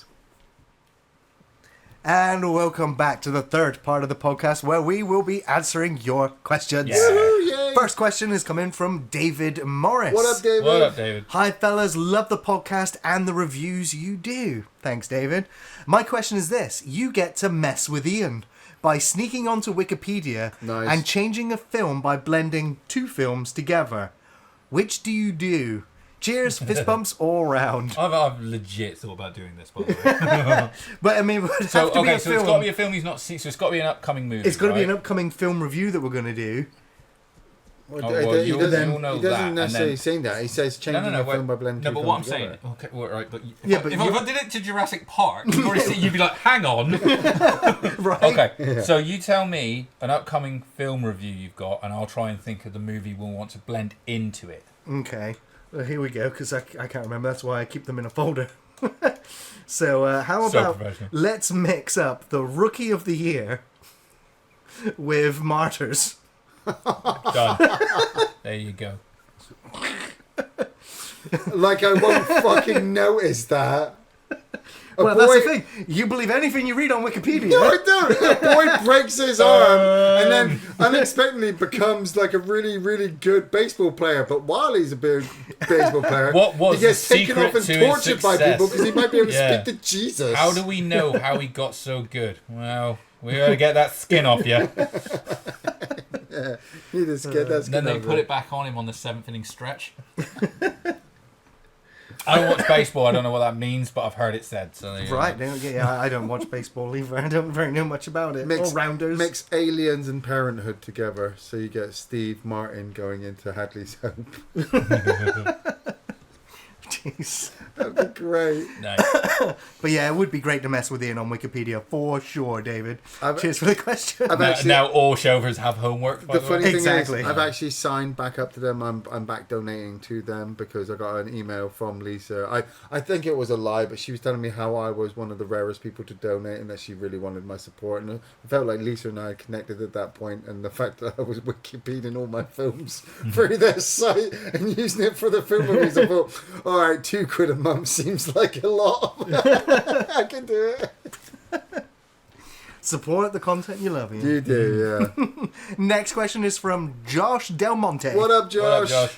As Star Wars themed, I will say this. My favourite Star Wars film would be The Return of the Jedi. Nostalgically, technically The Empire Strikes Back. The worst one, I think, Attack of the Clones. Okay, Gary, where's That the wasn't question? that wasn't a question. Where's the question? I guess, what's your favourite Star Wars film? Oh, okay. Not Han Solo. Empire Strikes Back. It's always got to be Empire. Empire Strikes Back for me as I well. tend to say Empire. Yeah. Empire or Yeah. Rogue? Yeah. Yeah. Empire or Rogue. Yeah. Yeah. Cheers, Josh. Next question is from Stephen Sloan. What up, up, Stephen? Stephen? I've rewatched the 9 Star Wars movies recently, and it's so ridiculous how the bad guys lose in every movie. Yeah. Empire Strikes Back was, They lose. they didn't lose, they didn't win. Yeah. He lost. He didn't get Luke to join the dark side. Exactly. He lost. Yeah. But they lose in each movie. But they're back stronger than ever in the next one, and the good guys are always in the minority. Yeah. It just doesn't add up. Why do bad guys get so many supporters and soldiers when they are so unpopular and evil? That spoils it for me, to be honest, and I wish the films had more realism. Well, Right. you are right, but also they don't have many supporters. They have many slaves and Yeah, penal I was- legions, and I you know, was- like, I was gonna and say. you are still right, by the way. It's ridiculous, but you got to go along for the ride. But the Yeah. The Andor is a good example, isn't it? Where it's kind of like, how the fuck did they build this Death Star in the first place? Well, they used prisoners. Yeah. And they forced them to build it, not knowing what they were. Didn't actually tell them what they were building. Yeah. Again, that fleet of Star Destroyers at the end of the last one is like, calm the fuck Yeah, off. What? yeah. What the fuck? No one saw all these triangles. Yeah. Well, no one knew how to get there. Remember, you had to go and get the dagger and the Oh, blade and the don't- thing. oh, fuck. and then on top of that, they buried the Star Destroyers underneath the ground, so that Underneath they the could cloud. automatically come Yeah. out of the ground. Yeah. There was an electrical storm as well, so yeah, you couldn't see him. Yeah. The funny thing is, for some reason, when he says, "Why do bad guys get so many supporters and soldiers?" For some reason, my mind went back to the Night of the Long Knives, which was the Hitler Youth kind of situation back in World War II. Because it just seems like bad guys get so many supporters because, like Andy said, they get all the people who hate everything different around them, and so then they become the majority. Then they go out and then they stomp and try to kill everything that they don't like, that is different from around them. You never see an alien stormtrooper. You never see an alien Imperial officer other than Grand Admiral Thrawn, I believe. But then even then, he was trying to be more human than anybody else in the Star Wars universe. You don't see many stormtroopers with their period. helmets Yeah, off. right. do you? No, but you don't see any different helmets either. Right, I mean, you never So, see like- one with 4 fucking arms. Right, and you're like, exactly. Yeah. I And, like that, and that. so that's it. And we do understand that the stormtroopers are indoctrinated from a very young age and convinced, Also, to if you kill. think about, like, you see a lot of, like, poverty throughout the galaxy in Star Wars movies, yeah? Okay, like, you want to get some rations? Yeah. Well, that's exactly fucking, that's exactly why Han Solo signed up to the Imperial thing in Solo the movie, was for the money. Yeah. So Yeah. bullshit. Alrighty, but yeah, I mean, I also don't know. Like they didn't. I don't think everyone working for the Empire knew that they were, who Darth Sidious was, or who Vader was. The plumbers of the Death Star didn't know who the Emperor Are we was. going to fall in clerks now? Right? When all those exactly. contractors got asked to make the second Death Star. Yeah, and here comes some desert people and blow it up. Those poor chippies, like just like Yeah. Next question is from Natalie What Holbert. up, Natalie? Oh, this is always Here good. we go. Good afternoon, my kittens. Have an extra belly rub each for being marvellous. My question is, what is the most mundane, dull, adulty thing that you have enjoyed recently? Something that thrilled you to your very core. I myself was Yeah, I got overjoyed to have a decent pen gifted to me while back. And yesterday I saw that the co-op have reduced the crisps I like. Get in! That is such an adult fucking like. Come on, like. Over to you guys. I recently, at the same time, the same week that my PC died, 2 days later, we had a burst water pipe outside our house. The water department council These place. are two things that wouldn't thrill me to my core. Yeah, Ian. well, Well, see how I enjoyed this. They had to come out that night and they had to fix the water pipe and they had to switch our water off. When they turned the water back on, the seals went on my toilet switch where the button is. And so the cistern wouldn't stay filled up with water. I assumed you meant the switch you keep in the toilet. It's like, no, that's the kitchen The switch. cistern wouldn't stay filled up with water. The water kept draining out. And so the wife and I were considering getting a plumber in to fix it all. And then we both came to the realization that actually we've had that toilet for about 15, 20 odd years. It was It's seen a lot of shit. It's seen a lot of shit. It was about time that we just went out and paid for a new one. So almost 300 quid later, we went out and got a new toilet. That is it. That was the adulty happy thing that we got. Because honestly, The story doesn't conclude there, because there's something you told me the other day. what? Your toilet feels smaller. Oh yes. It does feel like it's a kid's toilet. It's smaller than the old one. You're like, there's no way I put weight on. Man, honestly, sitting down on the seat, I'm like, I know my ass is big, but that other seat actually. If you shit yourself, you blame your pants. You really would. No, I blame you. But my Andy made You me blame shit myself. someone. But it was just the thing, if you have a broken toilet in your house and you have to go at least a couple of days, a couple of weeks, it becomes the worst thing when you get a new toilet and you can press the button. And it I know. flushes I am and living in a everywhere. house with 2 broken toilets. See, this is I know. my toilet break. I'll be like, well, looks like I'm shitting in the gym. I'm shitting in the woods. Do you know what's funny? There's I love a lot of mundane, dull, adult-y things. I fucking love loads of them because, like, Awesome. we talked about this. It's as the well on little podcast. things in life you do Fucking, have how to many times I love. said it? Honor your fucking rituals. Yes. I love stuff like that. The other day, easiest example, I cleaned one of my barbecues. One of them, like, but Fancy. it's a nice big fucking Yeah. thing. Like, got it all out, just made everything all nice, ready. Like, also like put it back because I'm not using it yet. But I was like, no, because I want when we're ready for the good weather, which is going to be like in a, we're already got the good weather today. started, but it's like yeah. that fucking thing's getting fired up probably tomorrow. So just cleaning that is great. I love making breakfast in the morning. I love like I'll come home from the In gym. comparison to making breakfast late at night. Well, it depends. Sometimes I fast, so breakfast might actually be at like 1 o'clock. Oh, in the don't get fucking afternoon, daddy. You fucking literally started it. But I love making breakfast in the morning when I've got back from the gym and I have like my eggs and I have like a little bit of fucking steak or bacon or something that I eat. And just, Back like, from the gym breakfast were oh always my the best. God. It's been a long time since I've had also that dangerous. feeling. Yeah, because it's the most hungriest. Yeah. You know what? I'm gonna follow up with you, Natalie. Actually, I have it right here. My pen. Like, Ian and I, for the last 10 years, when we do our notes for the film reviews, they're all handwritten. Ian and I do handwritten Yeah, notes. yeah, We've got yeah. binders and books full of the Books, notes. yeah. And I've gone through Bic pens. I've gone through spare pens. I've opened the drawer. I'm like, find a pen. Yeah, Natalie. yeah. Hate using a pencil. So my notes have gone from red ink, blue ink, black ink, Yeah. whatever pen I could find. And I had a friend come round once, and she was doodling or writing some notes with this pen like this. And I just saw how elegant the handwriting was. I just saw the ink flow onto the paper, and I was just like, ooh, I'll have a look Got at that hard. pen. I got pretty excited, and I Wait, that's not literally ink. ordered. I ordered a 3-pack, and I'm down to my last one, so I need to reorder these pens again. Yeah. Manuscript handwriting pen. Fucking Literally, love it just flow. It just flows. When I'm writing my notes, Not it a just sponsor. flows. Not a Yeah. sponsor. Not a sponsor at all. Not a Opinion. sponsor. But yeah, I absolutely love it. So I'm on the same page this time, Natalie. Oh, this is puntastic. This I episode. know, isn't it? right? Wow. Cheers for the question, Natalie. Great fun Next question questions is from Phil Homer. What up, Phil? What up, Phil? This question's game-based, guys. Nice. You wake up in a strange room. On the floor in front of you is a loaded pistol and an iron bar. You pick them up and you open the door. Where would you rather find yourself and have to survive? The Arkley Mansion, the Spencer Mansion from Resident Evil 1, the Raccoon City Police Department, Silent Hill, or Sevastopol Station? So we're dealing with zombies and mutants, horrific imaginative creations from Silent Hill, or yeah. the Xenomorph. Okay, so, right. First up, fuck going to Silent Hill.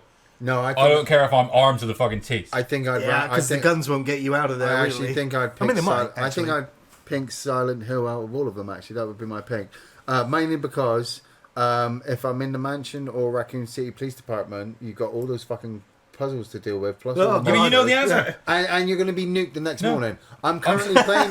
You nuked the next morning, I'm currently right? playing Alien Isolation. That pistol and that iron bar ain't going to do fucking shit to that That Xenomorph. Oh, I'm not, going, mate, I'm least not going this- in a room with Xenomorph. At, Don't get me at wrong. least in Silent Hill, I'm dealing with my own personal demons, and actually, I'm okay with myself, so I'd be fine. Yeah, I'm- me and my personal demons would get on quite well, actually. I'm going to Raccoon City Police Department because I fucking know where everything is. I ain't going to have a pistol and an iron bar for long, dude. Yeah. Trust yeah, me. yeah, but you got fucking Mr. Yeah, but you've X also got to wandering get around. out of that city before the Mr. bomb Have drops Have you the played next that day. remake? Mr. Yeah. X is fucking hilarious. Like, he's scary, don't get me wrong, but after a while, you are just fucking with him. But what Yeah. about, Take him into that library. But what Yeah. about? He's done. But what about original Resident Evil 2 then? I still know where everything is. That's why I was mad. It got moved in the sequel. Hey! Yeah, Horrifying prospect all round, though, isn't it? Yeah. yeah. I mean, I'll give me the Spencer Mansion. Like, there's only a couple of canines, a couple of dogs outside. I'm Would you Man, go when outside? no, I'm staying in that hallway. Wait! Don't open that door! Right, But Chris no, is. I'll wait until Bang. morning. What is Because that? I ain't exploring this mansion. I don't have to. I'm going to stay right here. Yeah, but And if you but get hungry, you can always eat a Joe sandwich. Wesker, Exactly. Wesker set the explosives. Yeah, the mansion's going to blow up. I mean, it doesn't blow up until the next day, so I'll just wait until morning, clear the dogs outside, and run back to the city. Clear the dogs outside. I've got a gun, He right? says- And a metal bar. I'd rather deal with them than the rest of the stuff that's waiting in the house. You Right. seen that snake? Yeah, yeah. It's so funny because like you think like the game starts, you're like low on out, blah blah blah. It's like it's like when you first got out of the fucking helicopter when you got attacked by what is basically two fucking Doberman. You were armed to the teeth. Yeah. It would be a Gary sandwich, Richie, would. right? Cheers for the question, Phil. Great Next question is from Jay Crittans. What up, Jay? Something I've always wondered. In The Empire Strikes Back, the Millennium Falcon decides to go directly to Cloud City, Bespin. yeah. How the fuck did Boba Fett, Darth Vader, and the Empire arrive there first and make a deal with Lando before our heroes arrived? Well, I think I know this. I think I know this one. They already had the deal in place, and I don't think they arrived before the heroes did. No. He does. He does. So the Empire, I think, had already been dealing with Lando up to that point. Yeah, that's a given, I think. And so they also knew, because at this point Han travel. magnetizes himself to the back of the bridge of the Star Destroyer, and Yeah. then as he drops off of the trash, Floats when away with the garbage. That's when Boba Fett follows him. So it's probably a high chance that Boba Fett would be calculating where he's going, Who his contacts are. who his contacts most likely. are, Yeah. send the information back to the Star Destroyer. The Star Destroyer could easily hyperjump faster than the Millennium Falcon if the Millennium Falcon's not hyperjumping. What? We don't actually Faster see than the Millennium Falcon? Well, we don't see the Falcon hyperjump to Bespin. So we don't know if they're actually... Does it float on the trash the whole way? Well, he It'd was, take years. he was already having malfunctioning problems, so he might have actually tried to fly there while the Star Destroyer jumps. They get there, he walks up, tells Lando, look, we're going to just garrison some guys here. Maybe doesn't even tell Lando that Han's turned yeah. up. Sounds like the deal's getting worse all the time. Yep. Yeah. So, I mean, that kind of explains it, maybe? I don't know. Nerd. Yeah. Nerd. Always worth thinking about, though, because you got to see if there's a plot hole there. Yeah. Yeah. Next question is from Nick Elliott. What up, Nick? First up, what up, boys? Big hello, as always, from Kiwi Land. Kiwi Land. Oh, shit. This will be a tough one for me because of Kathleen fucking Kennedy. Will not speak its name. It's been done now. Just don't say it 5 times in the mirror. Or backwards. Or backwards, yeah. Weird things will happen. Yeah. But never mind, we shall press on. Don't read the Latin. Very simple question. What top four Star Wars films would you take to the grave and why? Oh. Love you, lads, and stay top shelf. Rogue One through the next 3 episodes. So Rogue One, now episode 4, 5, and 6.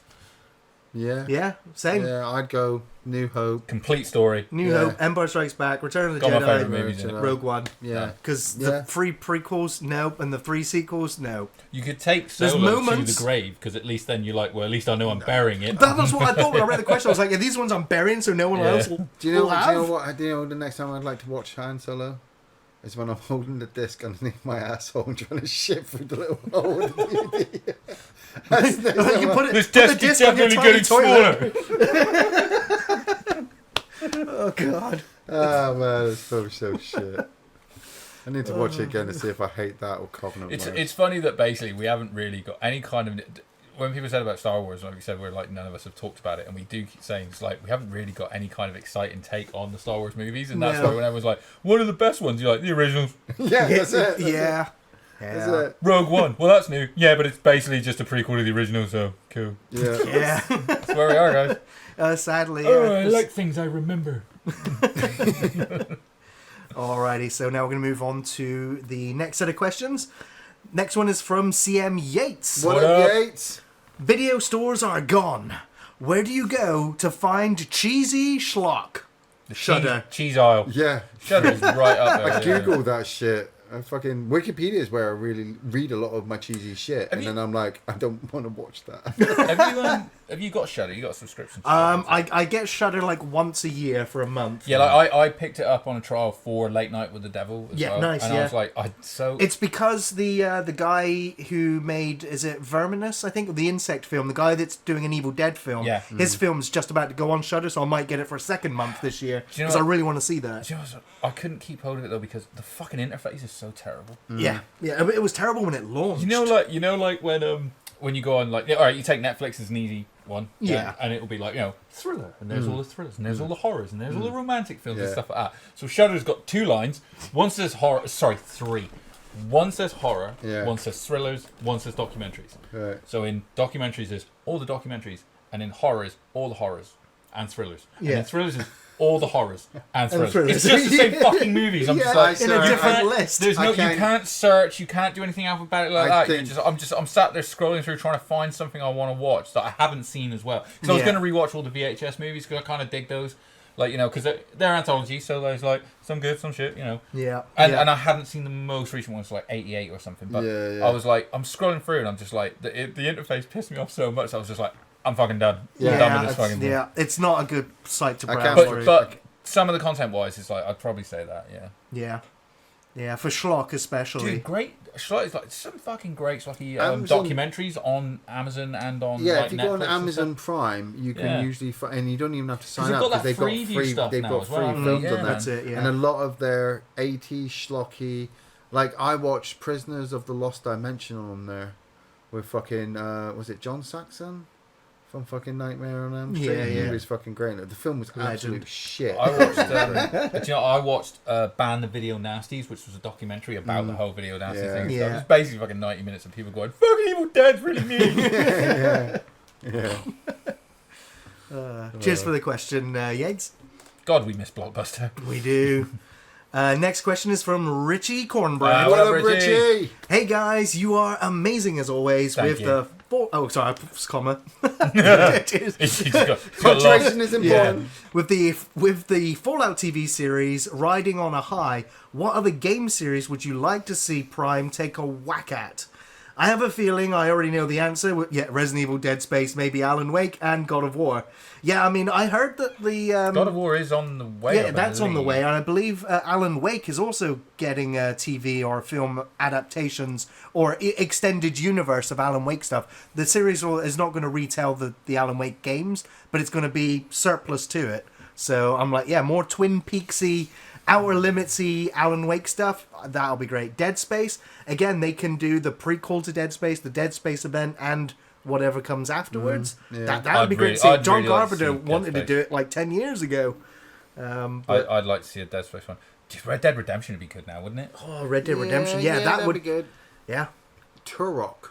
No. I just, you have know a what? guy from present day get whisked off to this place, and he's got to learn to become more kind Wasn't of it like that tribal. Adam Driver dinosaur? I was just saying, kind of like that. 52 or whatever. 60, kind of like 65, that. yeah. But you've got cool dinosaur sequences. You've got other creatures, and the world's not going to all of the weapons of Turok. Listen, Yeah. before we do anything to do with dinosaurs, like, can we just please put a full remake of Dino Crisis to the top of the list, please? Please, Please. Capcom, Dino Jesus. Crisis, yeah. You've remade all the Resident Evils near enough. Yes, remake. Oh Dino man, I'd Crisis. say what would be good would be Horizon Zero Dawn, man. I think that would look. Yeah. Oh, fucking there you go. There's dinosaurs, robot dinosaurs. Oh, as well. robot, Yes. robot I like dinosaurs me get robots. shot at by some fucking gorgeous redhead with a tech bow. Fucking sign me up. Nice. I'm trying to think of for myself another one. God of War's a good show. I think Yeah, God of War would be good, I man. was listening on somebody else's conversation not too long ago about Dark Souls, but I was like, it's just that I think is almost unapproachable, really, in terms of telling a cohesive narrative, because that goes against the grain of Dark Souls and the right. discovery Yeah, of items and the lore. And the Gears- But history. the weird is a- thing was, Gears you is a thought the good same thing with shout. Fallout, and look what they did with No, Fallout. I didn't. I know Fallout is rich and like you. Fallout has a non-speaking hero. No, it No, he doesn't. speaks. Literally part of the game is to converse with people. Yeah. What I mean is like you don't have a detailed back history character detailing you are that character when you're playing Fallout. You create your character, you design that character. Yeah. When they turned it into a TV series, I was like, how are you going to adapt this for By not telling any of the stories that have already been told before and telling a new one with new characters. But that's it. By also taking the lead character, the main character, and making it completely different to anything that people may have seen or tried to do in Fallout before.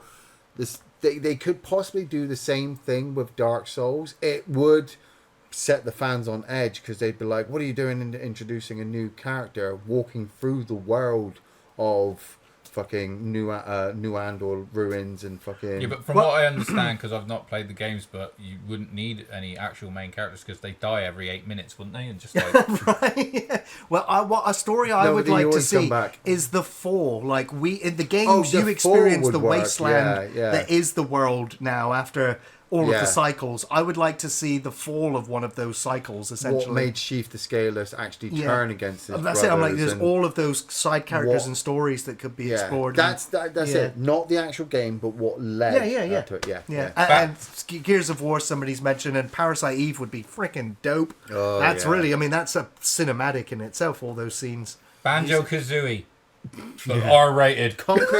Conquer's Bad Fur Fur Day, Day, yeah. the fucking... Hey, what about what's the one with the rats? Fucking out. Plague Tale.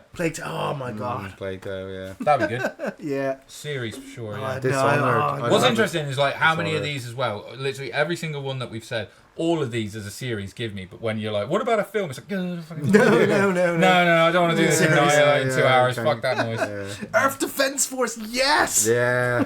You saw the new trailer, I mean, that's didn't like you? Starship that'd be Troopers 7. You saw Earth Defense Force 6 coming mean, out? I knew it was coming out.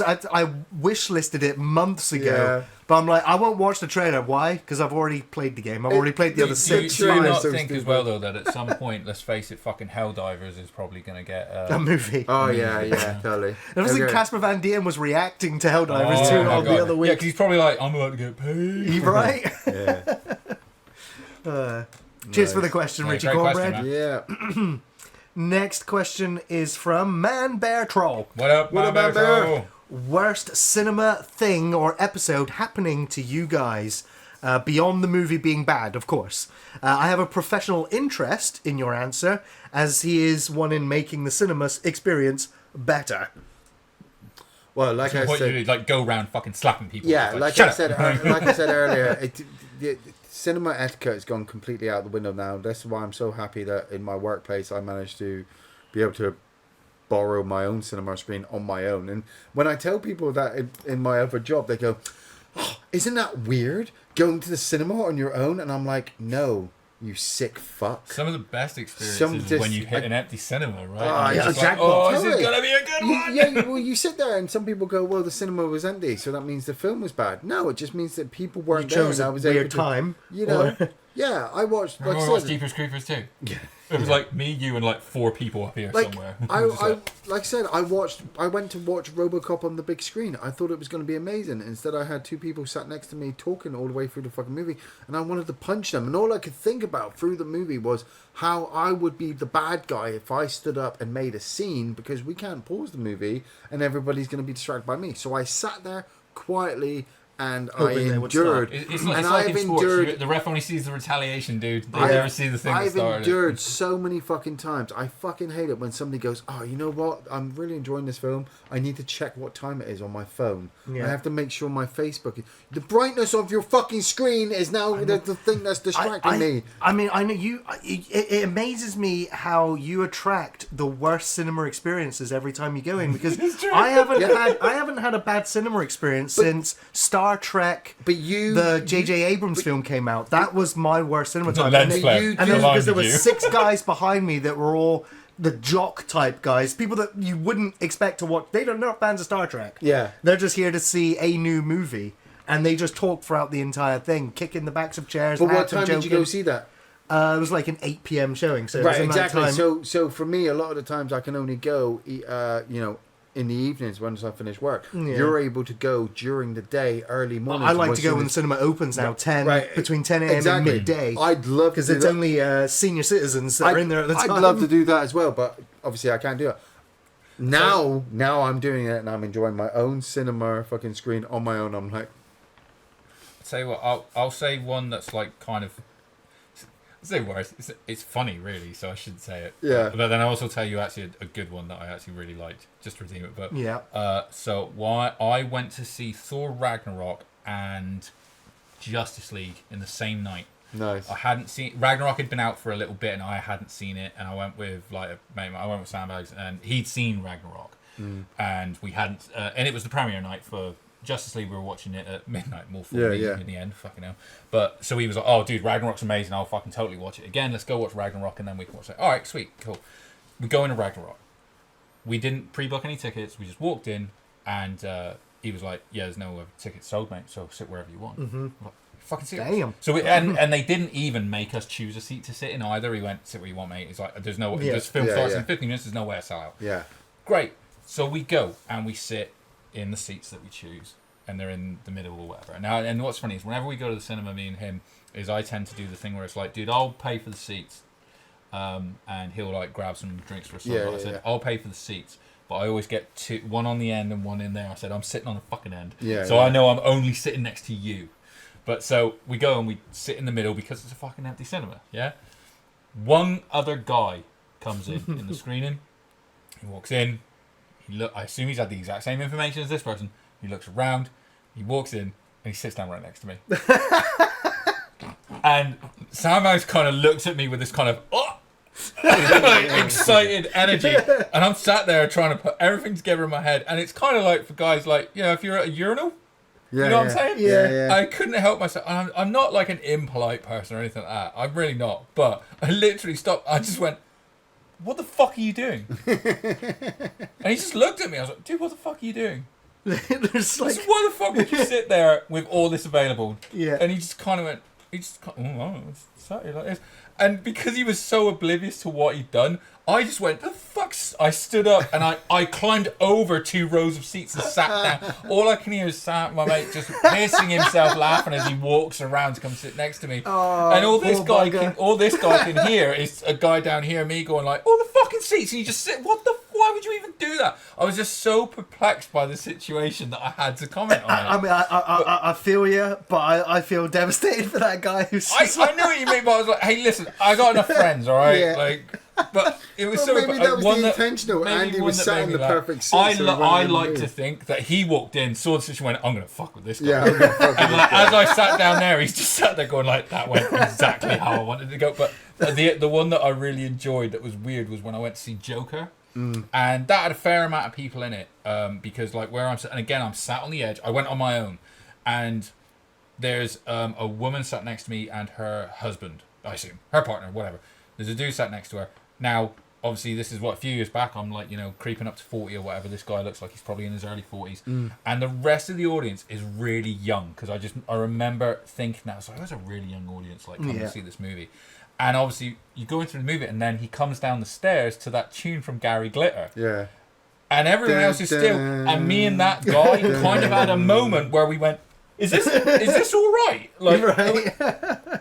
and no one else is reacting because they're all too fucking young. They don't even know. Don't even know who But it me and is. this other guy kind of had shared a moment where we were like, "You, Damn, yeah, they're using it. oh, They're using it. It's not Gary Glitter's song. It's the song from The Replacements. I haven't had a bad cinema experience. He doesn't so get royalties. It's fine." Obviously, when I went to watch Godzilla -1 the first time, the cinema had a power cut, and so we were turfed out. Yeah, that always But, sucks. I mean, that always sucks, but it wasn't nothing the It's cinema happened could do, so many really. times at that cinema. It has lately, yeah. I mean, I also worked in that cinema for just under 2 years as well. Cutting wires. And that was the second cinema I'd worked for. I worked for a different one previously. I miss the reel.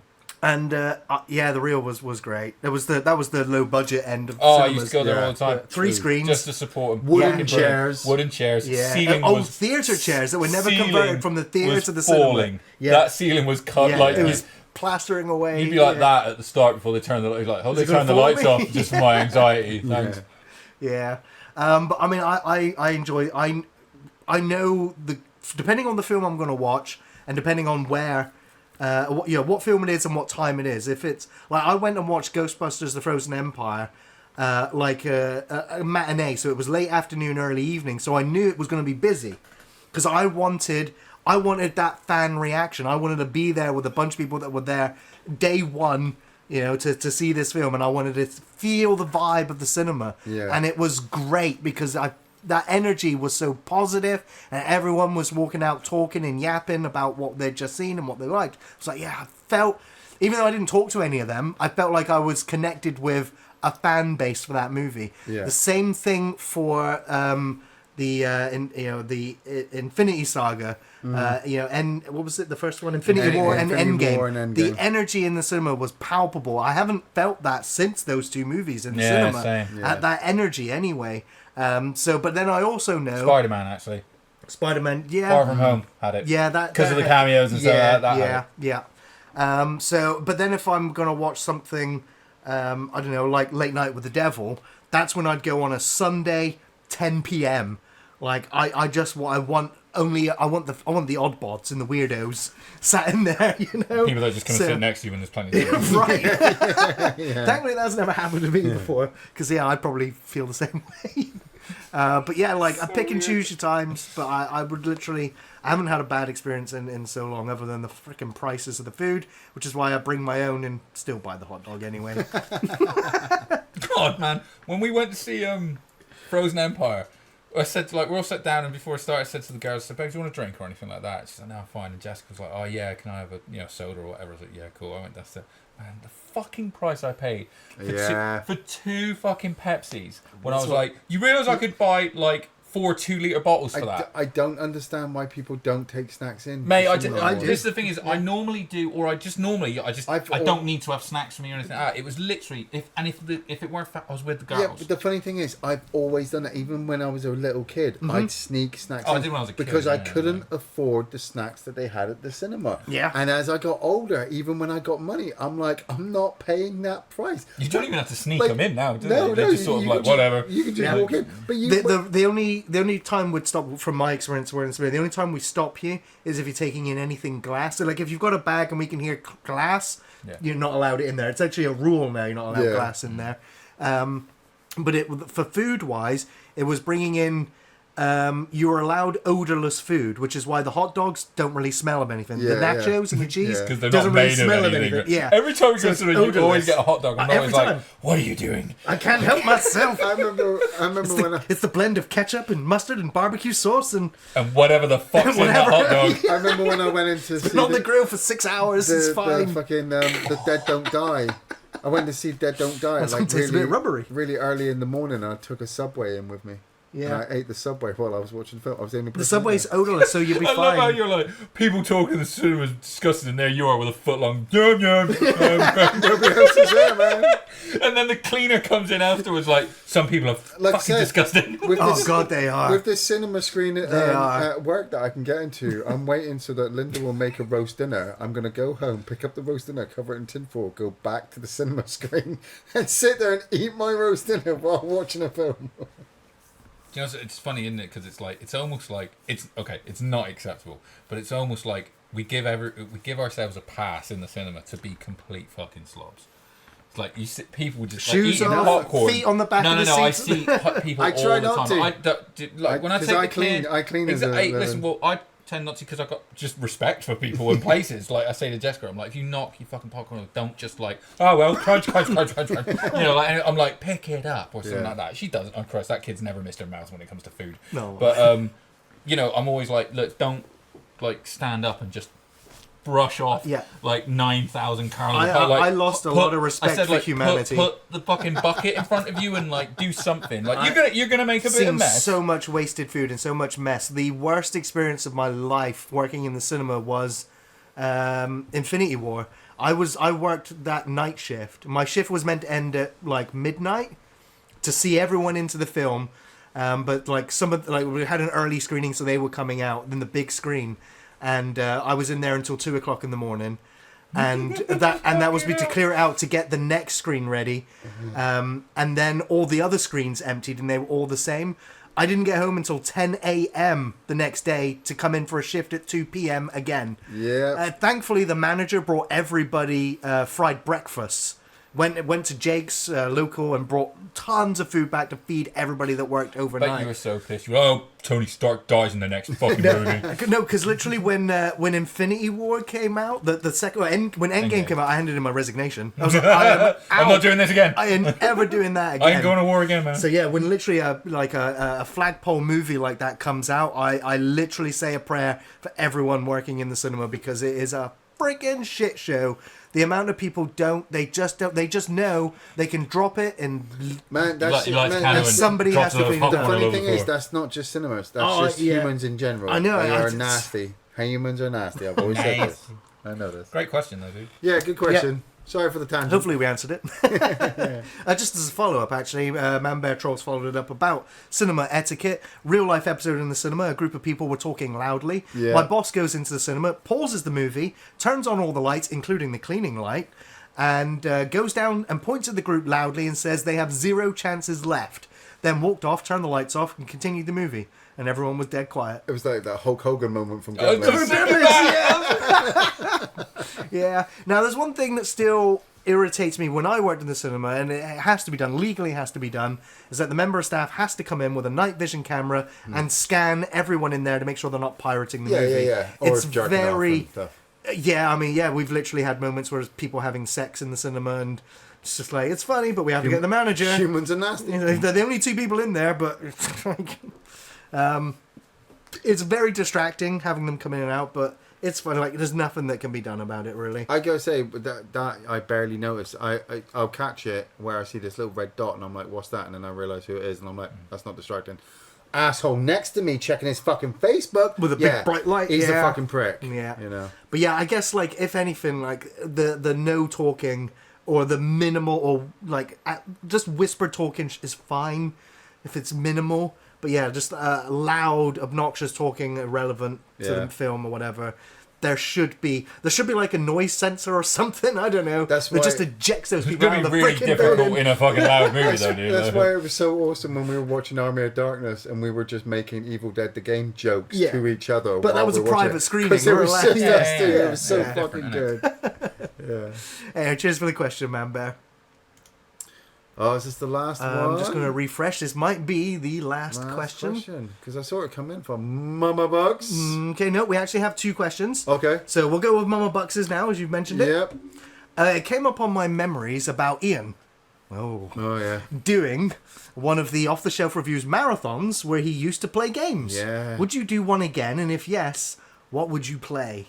I would do one again if I had the time to prep, as I did before with the other ones, and had the time to. How long's the marathon? Well, 24 hours. 24 hours? I Okay. did the first 2 I did was 24 hours, and then we split down to 12 hours to try to. Because after the 24 hours of just gaming, I slept for 12 hours straight. Yeah. I'd come home. It screws your body clock and then so I would, much. Yeah, I possible. just absolutely exhausted. I ate what I could. I ate pasta to break my energy down, and then I ate fruit as well to keep myself awake. And I tried to drink normal water and tea, no energy drinks to keep myself going. The first one I did, I really enjoyed playing BioShock, so I'd love to play maybe a series of games that have got like a really good storyline Metal over Gear? the 24 hours. Metal Gear would be good. Resident Evil Marathon is what I would do. Resident Evil Marathon would be Finally even do better the as Red well. Dead fucking storyline. 'Cause you did all the time online. Yeah, Like, actually just- play yeah, through the I've Red never Dead. done Like Red just Dead. the storyline. Just Red try, Dead Redemption basically just 2. try and get through the storyline. In 24 hours. I mean, I do think if you didn't deviate, you'd smash it in probably less than the. I don't know. I You, don't know. you would get It's hard distracted. to quantify it because you put so much time into that game. And Into other Doing stuff. menial plus, stuff, also, world it's stuff. really yeah. difficult to be like, yeah, but I want to go and do this bit of the story because it's really cool. Like, I mean, Yeah. but yeah, that would be a good one. I loved it when we did the well, when we were doing AVP and I was doing the Yeah. AVP campaign, I'd probably do a lot So of it the would keep you Terminator awake games. as well. Would be do a multiplayer one. Oh, That would fucking keep you awake. the funny thing is, you think it's easy to stay awake after the 12 hours of going, your eyes just get really bored of staring at the screen. And it honestly, I tried to make it as entertaining as I could in the last few hours, but my brain was like, I've given up. I've given up, Ian. You can't entertain me anymore. I was fresh the first 5 hours in. Yeah. I was good the 12 hours in. I even got an extra stint out at 18 hours. But mate, we're at 22 hours and you're on your fucking own. And I'm like...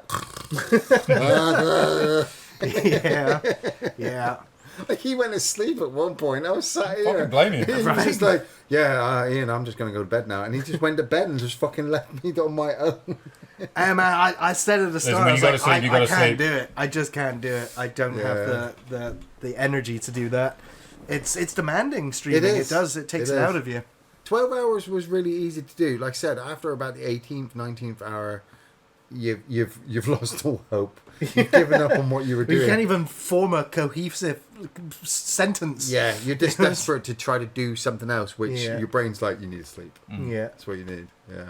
But yeah, it was awesome to have done them with you. But yeah, kudos, man, for doing the ones that you did for the length The of first time. one- Because I just I remember exactly when I did the first one as well, was Age of Ultron.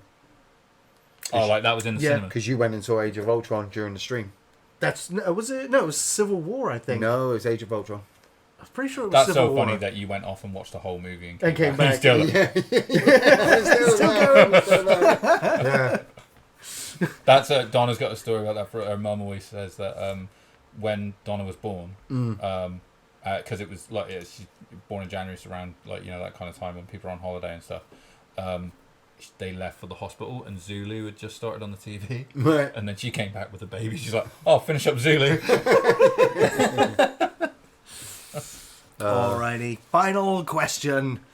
This is from Han Solo iMac. We're What going up, Han Han Solo. Solo? He's been shitting all over you for the last like 3 hours. Don't like your movie, Han, but you're Yeah. alright. You're Yeah, alright. you're alright, Han. You guys are the best. May 4th be with you all. What is a Star Wars quote you use in every day? Mine is fly casual. This is the way. Don't- Say it all the Don't time. get This is the don't way. get penisy. Because in Star Wars, Han Solo says, "Hey Don't get kid, don't cocky." get cocky," but in Family Guy. fucking Yeah, Family Guy, he don't turns get from "Don't get penises." Something dark side. Don't get penisy. I don't really quote Star Wars. Do I quote Star Wars? I don't think I ever use it in daily No. talk. No, it's literally Hello one thing. there is the most obvious one. Yeah, Most hello time. there. No one even knows. Yeah, Obi-Wan's. Pew pew. You say that. Like, Yeah. I mean, everyone did Yoda impressions for the longest time. God, yeah. I did not. Not you did. Did not I? Yeah. Oh dear, yeah. Yeah, I think this is the way. I do use that one all the fucking time. I got it a bit like ad This is the nauseam. I do it in work though as well. Sort of like when I'm trying to explain to someone, like I just do this. Sort of how do we do this? And I'll be like, do it like that one. Oh, okay, that's cool. All right, this is the way. Cool. Yeah. Like, I found myself saying this is the way quite a bit as well. Like just playing tabletop board games and stuff, and like this is the way. Oh yeah, actually, I do use that one that Yates has just dropped when I'm trying to get my son to do something. He's like, "I'll try." I'll be like, "Do or do not." There is no try. Yeah. As in, don't fuck with me. You're doing this shit. Don't try to do it. Get it done. That's because no he's not moon. old enough for you to be sort of like, what was it? Losers cry about their best. Winners go home and fuck the prom queen. Yeah, It's The like, Rock. Or Dad, fucking go back to Star Wars. Actually, I saw that quote yesterday. Saying, "Winners never quit. Quitters never win." But if you quit smoking, aren't you winning? Oh. So then don't be a quitter, I guess. Yeah. Wow. It's like alcoholics go to meetings. I go to parties. I'm a drunk. Huge thank you to everyone for dropping in your questions for this podcast. Yes. We couldn't have a Q&A without those questions. So if you have made it to the end of the podcast and you would like to get your question on the show, you can message the question onto Facebook when Iain puts up the link for the podcast, or you can join the podcast here live on Twitch and drop your questions in here. Yes. Failing that, you can, and I do sometimes forget to do this, so as a backup, you can always put your question in on the YouTube page in the comments section of this video, and then we'll I will try to remember to go back and check on those, but it might get lost there. Or join the Discord and then tell us from the Discord that you've got questions that we need to pick up, and then we'll try and find them again and tell them in the next podcast, whenever the next podcast is, because we might have parties to move it around. I love the Discord. I love the Discord because you can come along and you can listen to me talk bollocks about wrestling all the time in the sports bar, and then you can just be subjected to a million pictures of my dog every day. Absolutely. I'm glad he said dog, because if he'd said dong, that would have been a whole... No. That's the not you're safe talking for about our work Discord? section. Yeah. That's my only $6.99 a month, guys. Alrighty, well, that's going to bring this podcast to a close. So I just want to say a Yes. huge thank you to everyone for tuning in and listening. Been an absolute pleasure, Iain and Andy. And of Yes. course, Good to catch up again. may the 4th be with you. Yeah.